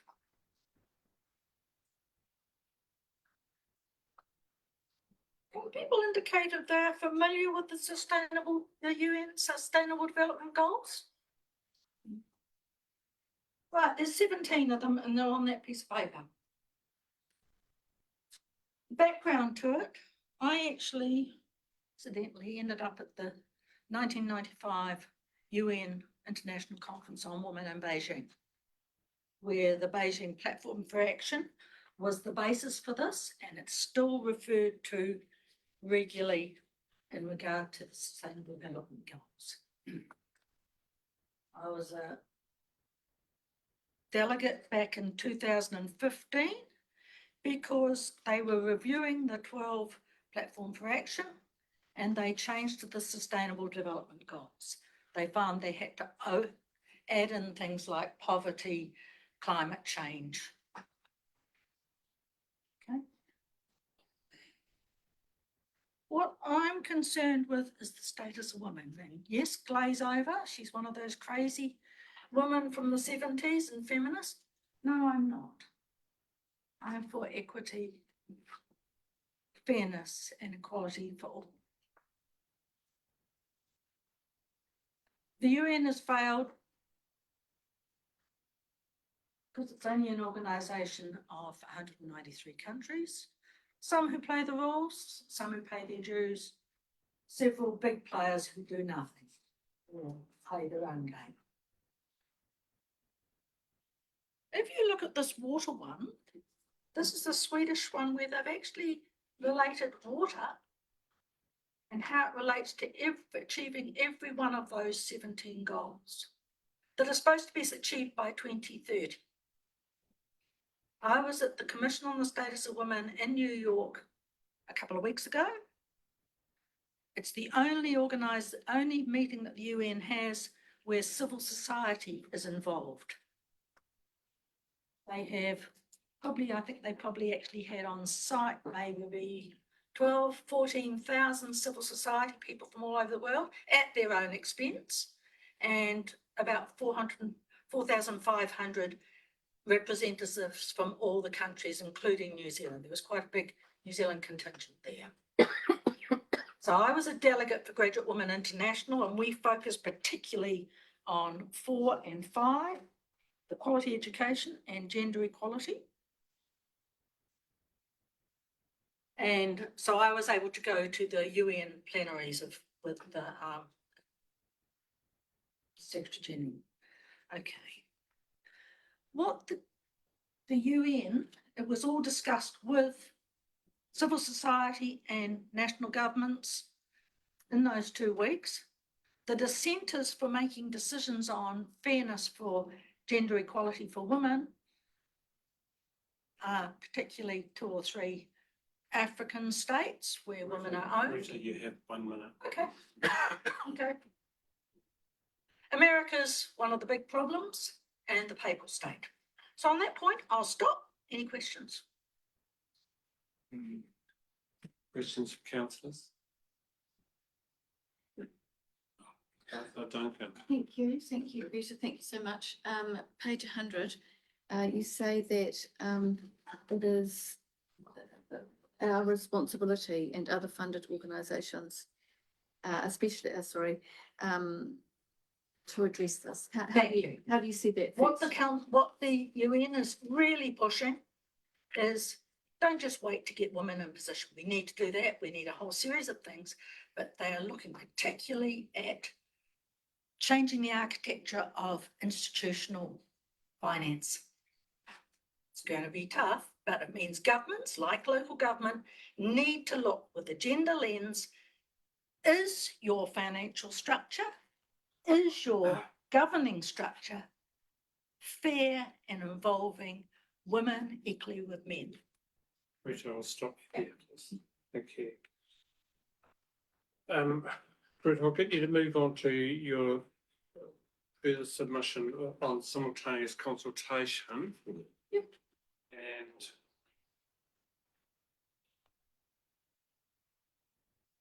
And you go for it. Right.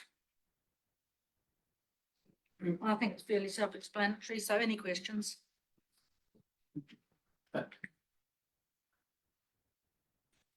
I don't like the lack of development consultation, development contributions. Through your chair, I have a question specifically relating to that one, Greta.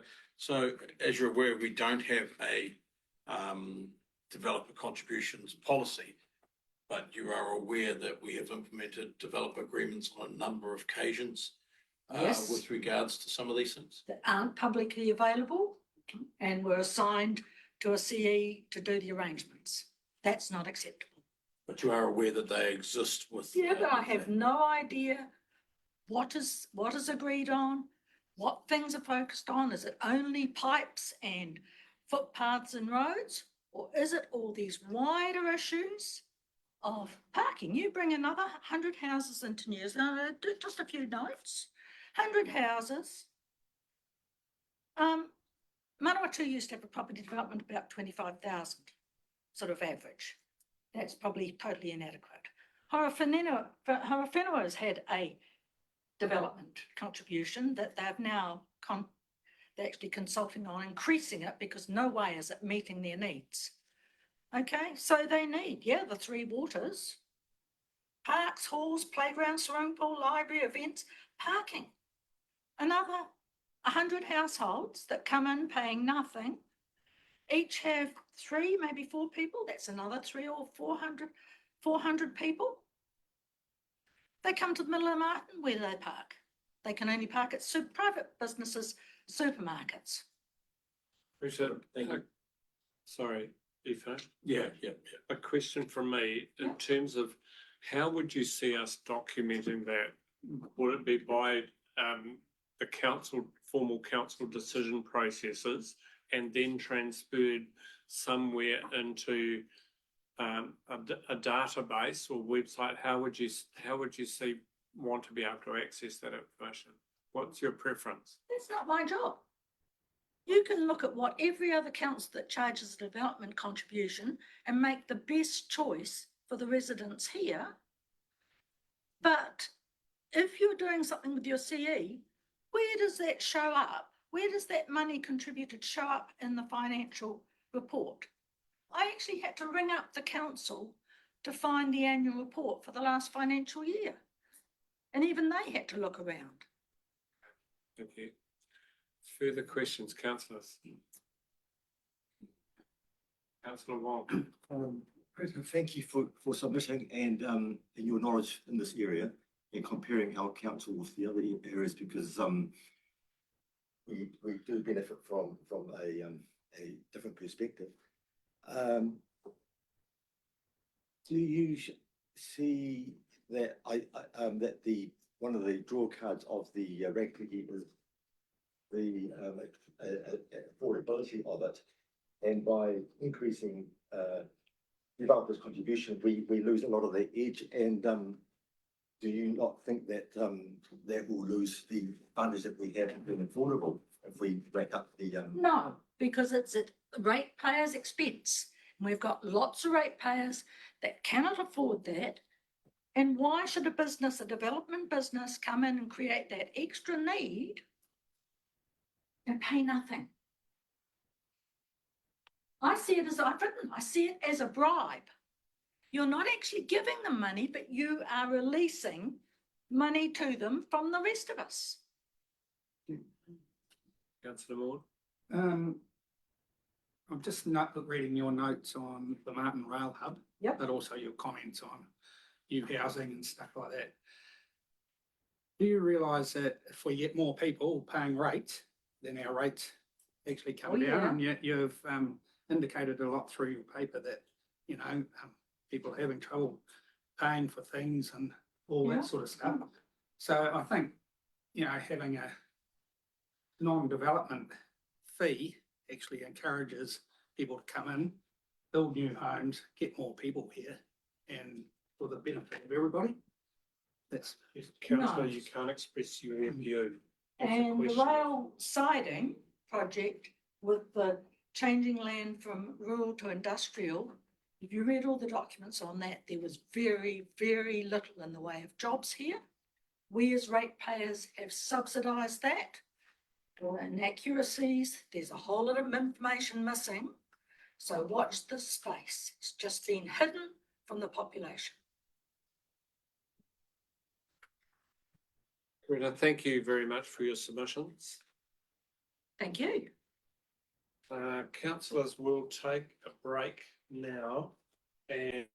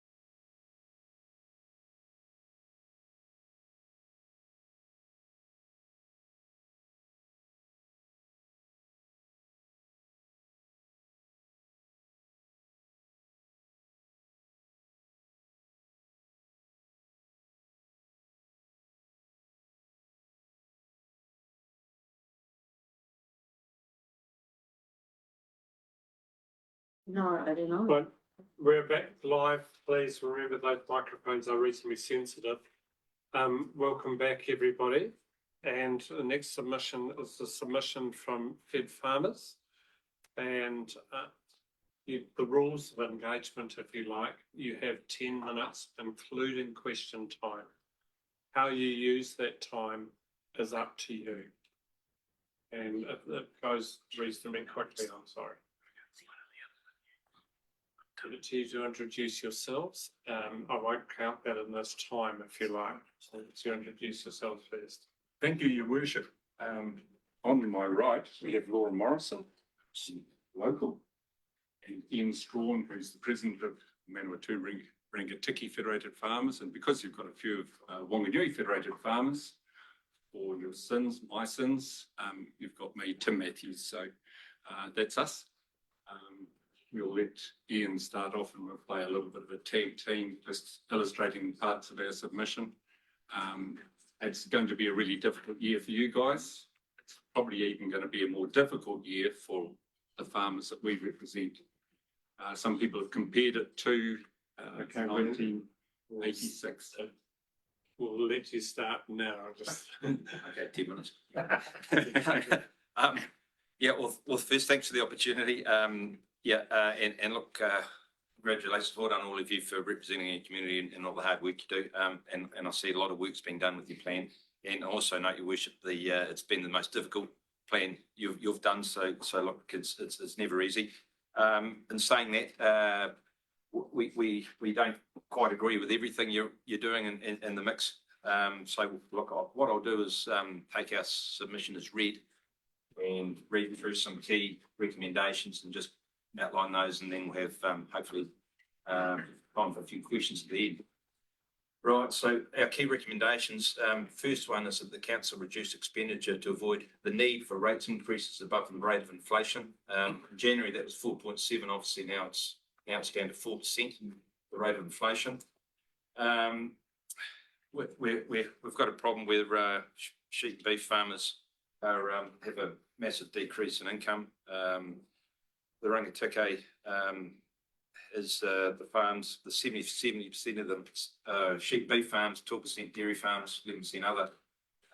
Sheep and beef's profitable at the moment, even though the beef and lamb figures say profit 62,000 average. That's before interest. So we've got plenty of farms and before interest and drawings, and there's not much maintenance going on. So we've got a lot of farms that are going to have 6-figure losses this year and probably next year. So we're actually in a real proper downturn, something we haven't seen for probably a generation, probably since the late 90s. So that's the first point. Tim. Yeah, just adding to that, bank managers are doing their third revision of overdraft limits for many farmers. So that's just in the last 9 months.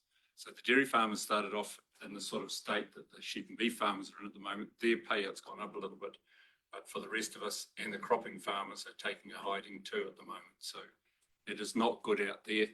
And unfortunately, it's the people in the community that really feel the pain because we aren't spending anything that we don't have to spend. And that's where we spend in the community. That's probably going to be very small just because of the year that it is. We would really draw your attention to the UAGC. You have a maximum of 30% of the general rate that you can charge for that. We're well under that. We reduced it a couple of years ago because it was tough on people in town. It's now tough on people that aren't in town as well. And possibly most of the people in town have had some form of wage increase or benefit increase. And it's time to revisit that UAGC. I don't think it's realistic to leave it as it's been for the last year or two. And I think you need to remember that because the general rate is primarily based on the value of the properties that are being rated, the capital value, farmers are paying a huge percentage of the general rates. So that's not just the targeted rates for roading, for instance. The general rate, whatever isn't collected by the UAGC, is then spread over the rest of the ratepayers. And farmers pay, just because we have an asset, that we require a lot of land to do our business. We're not like a lawyer in town that can operate out of a couple of rooms in the corner of the street.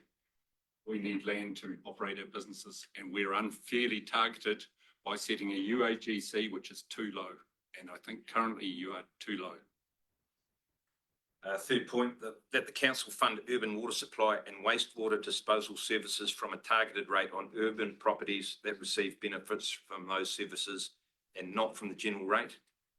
Fourth point is that the council make use of differentials less than 1 for rural farm properties in order to more equitably collect rates from high value rural properties which do not receive a higher rate of service from the general rates collected.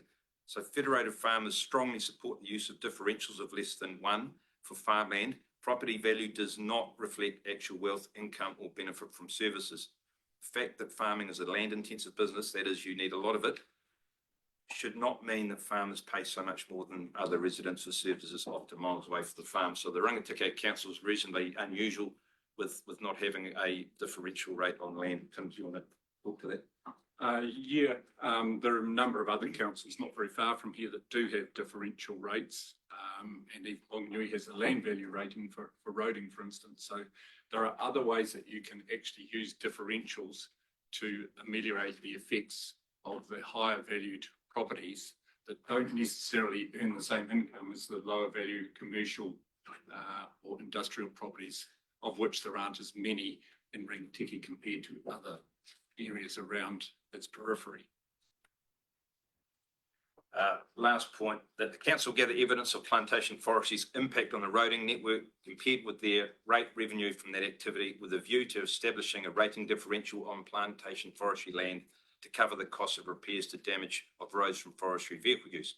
We suggest that a differential, or at least 4 times, would be appropriate to apply to such land within the Rangitikei district to begin with, in line with other assessments submitted for previous Rangitikei district council annual plans and long-term plans.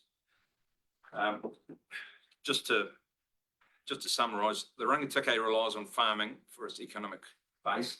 It brings millions of dollars of export revenue to this district. With economic wellbeing, the council's other strategic goals of social, environmental, cultural wellbeing are made possible. I note the economic development strategy and a clear focus on economic growth, which is great. While trying to encourage new businesses, we run the risk at the moment of losing many of the businesses we already have. The farming downturn deeply affects each small town with the services, tradies, as well as the retailers. Farmers aren't normally on your list of people asking for extras. They just want to be given a fair go and be allowed to get on with their work. Right now, they are in survival mode. They are not the endless golden goose that be taxed every time we come up short. Unsustainable rate rises forced on farmers will hurt the rating base and delay the economic recovery in the Rangitikei.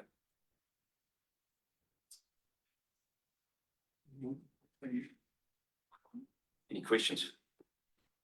I have a number, but we'll go Councillor Wilson, Councillor Loud and Councillor Wilson. I have a number 2, but I'll be brief and start with 1. Thank you.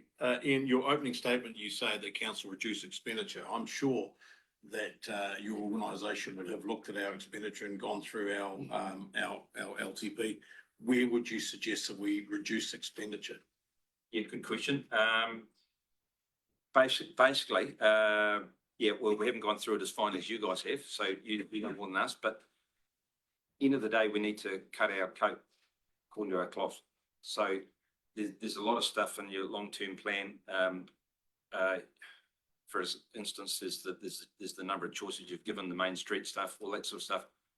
At the moment, the bulk of your ratepayers, which are in terms of rates of farmers, and they are spending nothing at the moment. They're doing nothing. They're spending nothing. They're absolutely so. I'd like to think if the bulk of the ratepayers are doing that same sort of austerity, it needs to be everyone, because we are in a downturn and we've actually got to really cut back. So in terms of specifics, there's a lot of detail in your LTP, and look, we pretty much go through that pretty hard. Yeah, Tim, do you want to talk to that? Yeah, one avenue might be the replacement of this building, for instance. Now, I think it's at an investigation stage. We've talked about this building for what, 7, 8 years, even longer. But perhaps this is not the year to really get into that boots and all. And if we can make do, as the rest of us are, with what we've got here for another year, 2 years possibly. I don't know if the earthquake changes are going to be any help, but they are talking about adding 4 years, for instance, to earthquake replacement, restructuring, and that's possibly one avenue. Roading, I feel that our contractors aren't actually taking the same heat as the rest of us appear to be. And I think we could possibly do more with a little bit more leaning on Higgins to come up with the goods, so to speak. They seem to be doing reasonably well out of the district council, and they've got a size and a capability that suggests that they ought to be able to price things ahead of other possible contractors. So that may be one avenue. But look, it's about trying to save where you can, when you can, delay if you can. And yes, there's some money available from the government that might need to be spent. If that's a good use of the money, then I'd endorse adding a bit of ratepayer money to that. But for instance, the town centre rejuvenation or improvements there. But yeah, look, nobody has a lot of money to go around, and we're relying on you guys doing the same job that we're having to do with our businesses to stay afloat. Councillor Loudon. I have several questions too, but I'll start with one. Plantation and forestry impact, eroding a differential of 4 times. Other trucks use the roads in the rural environment, and the forestry harvest is sort of every 25 odd years. And so there's a window of time when the road's used primarily by logging trucks, but the rest of the farming community is using those roads for stock trucks and things. Is there any investigation from Federated Farmers regarding the usage of those roads over that time period, and how does it compare with forestry? I can send you a paper that I prepared on it, but it's really about the intensity of use. What we produce of our land in a pastoral situation is dwarfed by what comes off in terms of 250 stems per hectare at 3 tonnes per stem, depending on if you're carting waste, for instance, to a facility in Marton or something like that, there'll be even more.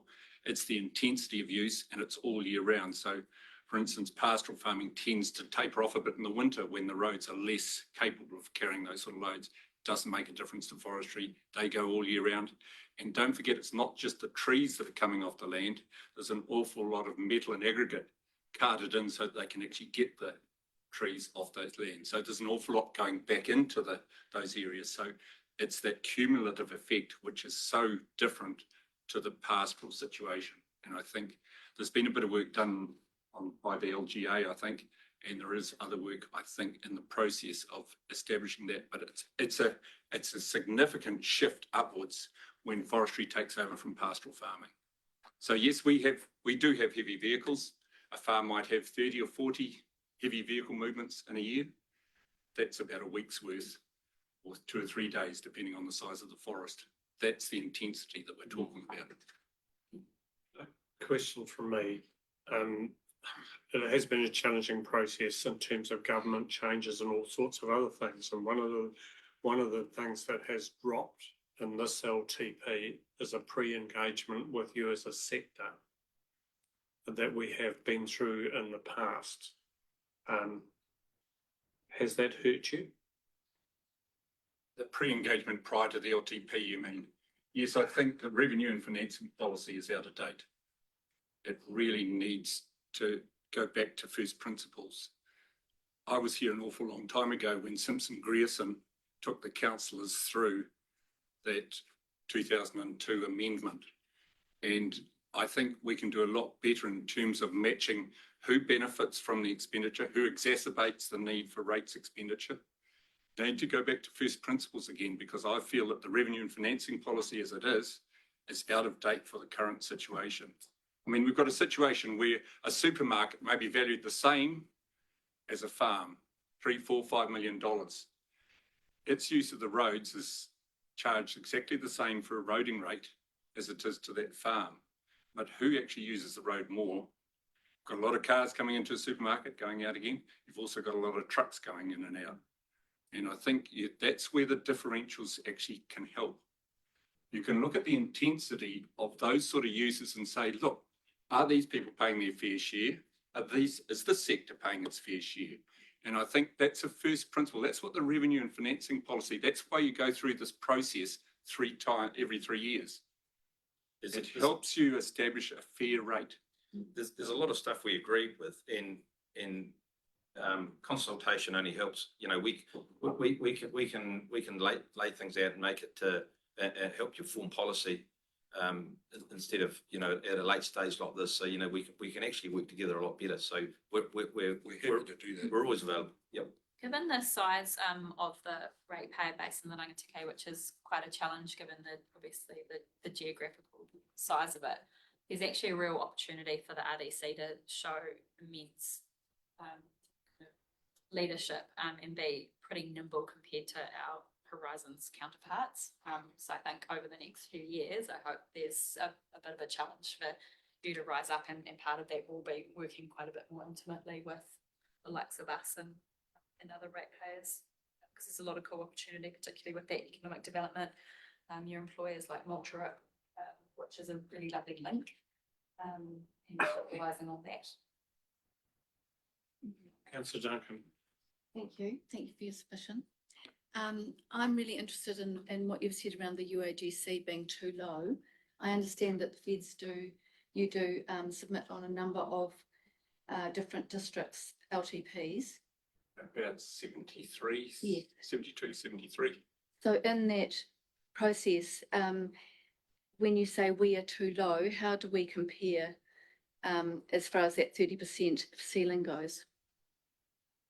We're probably not the right people to ask, but Nigel Billings is our expert on that, and we could get that information back to you and let you know. But from the ones that I've had experience with, which is South Taranaki, Ruapehu, Wanganui, there's a lot of room to move yet for Rangitikei. Guys, I do need to stop you there in terms of fairness. I'm sure that somebody will have been on clicking off the minutes, and I apologise if I've been over time to those people. With regard to the Federated Farmers submission, thank you very much. You've given us quite a lot to consider. Tim, you were saying that. Yes, and thank you to the staff for sort of including me at the last minute. I thought I'd ask for a hearing time, but it didn't actually come through. So unfortunately, I'm going to delay you another 5 or 10 minutes too, with my own personal submission, which is not necessarily the view of Federated Farmers. So I'll go straight into that. When I get a right piece of paper in. Yeah. Don't ask him any questions. Yeah. I might pipe up that. So thank you, ladies and gentlemen, for putting up with us for a little bit longer. My submission is relatively short. I guess the important point, the forestry differential, I think we can go further. The court case with Wairoa District showed that a 4 times differential was certainly not out of the question, and other people are looking at much higher differentials. And Rangitikei isn't that much different to the Wairoa District. I actually worked in Wairoa District a long, long time ago, and very similar geology, possibly more trees in Rangitikei, but same effects. And I've already made some comments about the revenue and financing policy.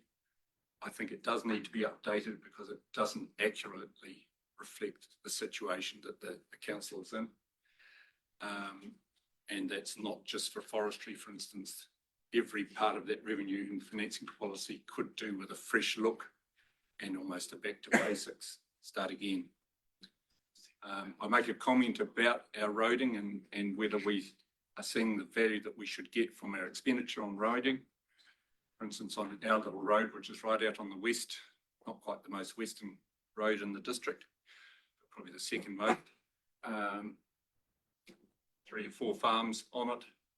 We've had a grader up twice in the past 12 months, and that's despite about 10,000 tonnes of trees going out on trucks over the very wettest part of the winter. And the roading managers are good to deal with, but unfortunately, Higgins is not coming up with the goods in terms of doing what they said they would do. So, and I think part of the problem is that they're not being pressed to do what the contract, but we never get to see the contract to see exactly what we should be expecting to happen.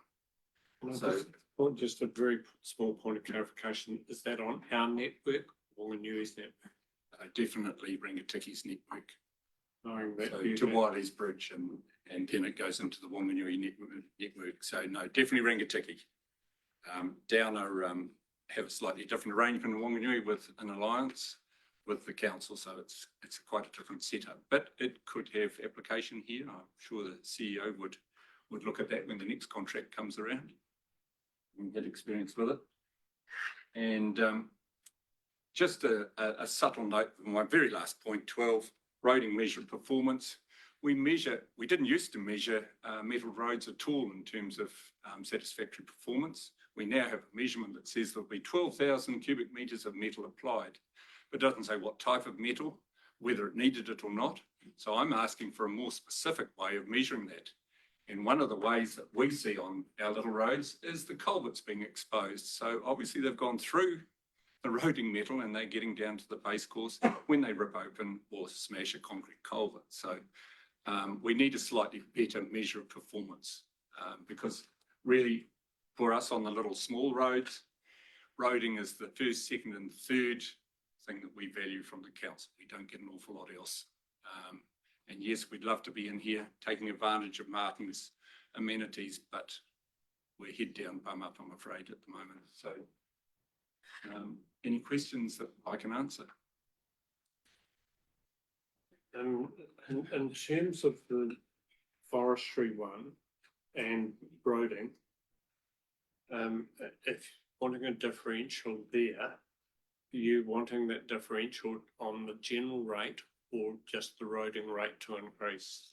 The roading rate is the obvious avenue, but there's always the possibility of having the differential on the general rate, which just shows, and again, I keep coming back to this revenue and financing policy, who benefits from the expenditure that's in the general rate?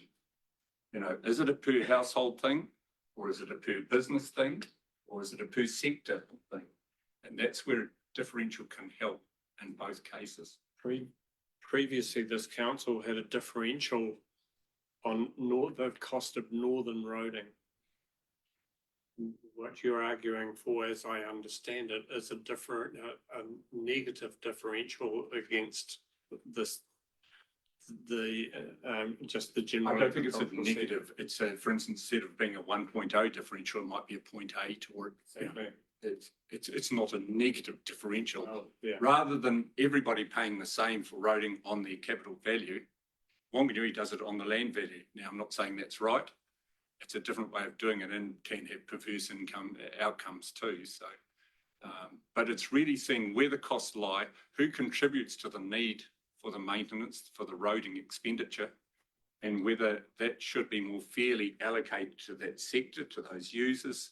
That's what the revenue and financing policy does. And that's why I think it's back to first principles. Another little one from me before I go back to other councillors. One of the things you suggested is, for instance, we delay for a year or 2 years capital. However, we don't start to rate until following year effectively. And that's when, for instance, that starts to kick in. You understand that? You mean the timing of cash flows so that the rates come in during a whole year and the expenditure for that year is being allocated now to be spent next year. Not quite. I'll go over that later. Any other questions?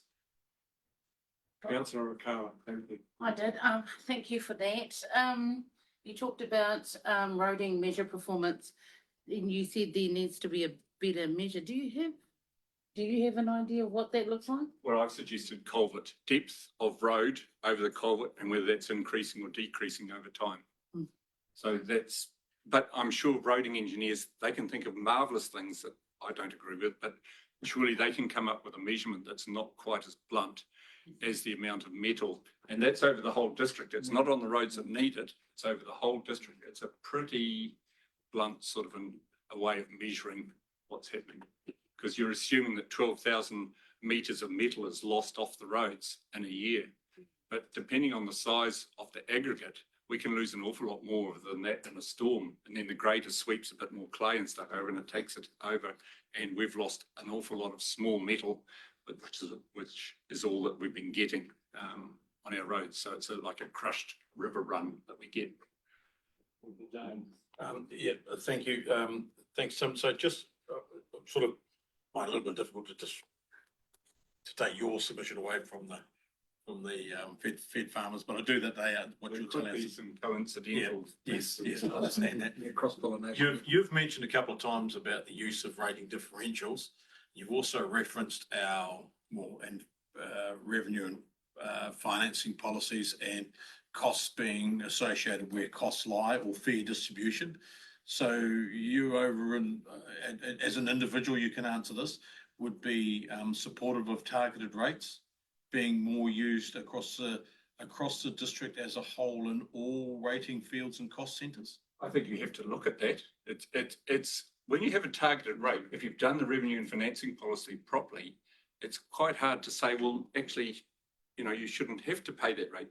If the revenue and financing policy says this is fair for this rate to be applied on this basis, you've got a pretty good grounding behind you. And if the ratepayers don't like it, they can ask for a High Court review or something like that. Now, we're not getting to that situation, but if you've got a really stout revenue and financing policy, you can't come in from an awful lot of flack from constituents, from people in the community, from road users, whatever, because you can point to that policy and say, well, look, we analysed this is how it dropped out. You can modify that too under the Local Government Act 2002, if you feel that there's a need to actually modify that away from where the costs actually lie. So it's quite a robust process if you do it. Last question, Councillor Dalgety. Just you talked about the grader being up your road twice in the last 12 months. If I was to give you magic wand, how many times would you like it to go up in 12 months? When it needs it.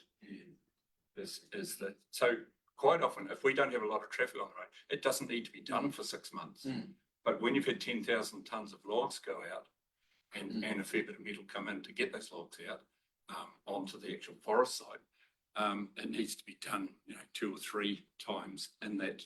The harvest period is about 4 months. So, so it's when it needs it. And I think that's a judgment that either the contractor can make or in consultation with the roading engineers can make whether it needs it or not.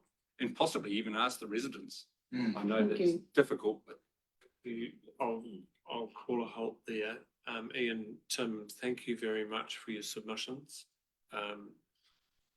You've raised issues that weigh heavily on our minds. We understand. We don't want your jobs. Well, I won't make further comments. Still in live streams. Look, so thank you. Sorry to delay your argument too.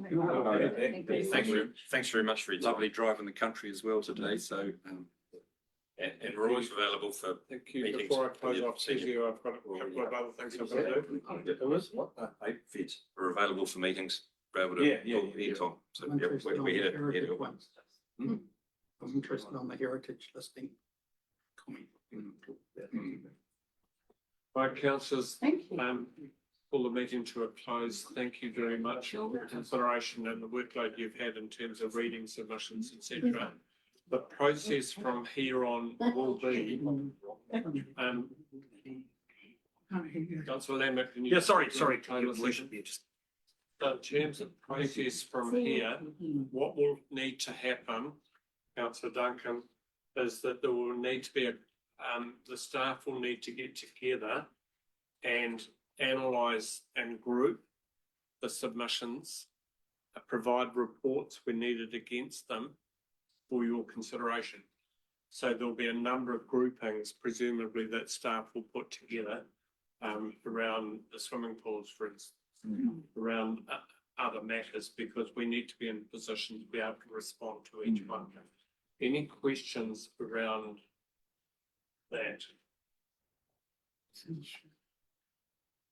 If there are questions that have been raised today where you want specific information in terms of reports, for instance, if you take the swimming pools, for example, if you want a report associated with the submissions to say this is the average number of swimmers, for instance, in the last month or whatever, you know, I would, that it's quite right and proper that you ask that ahead of time so that staff have a time to be able to process it.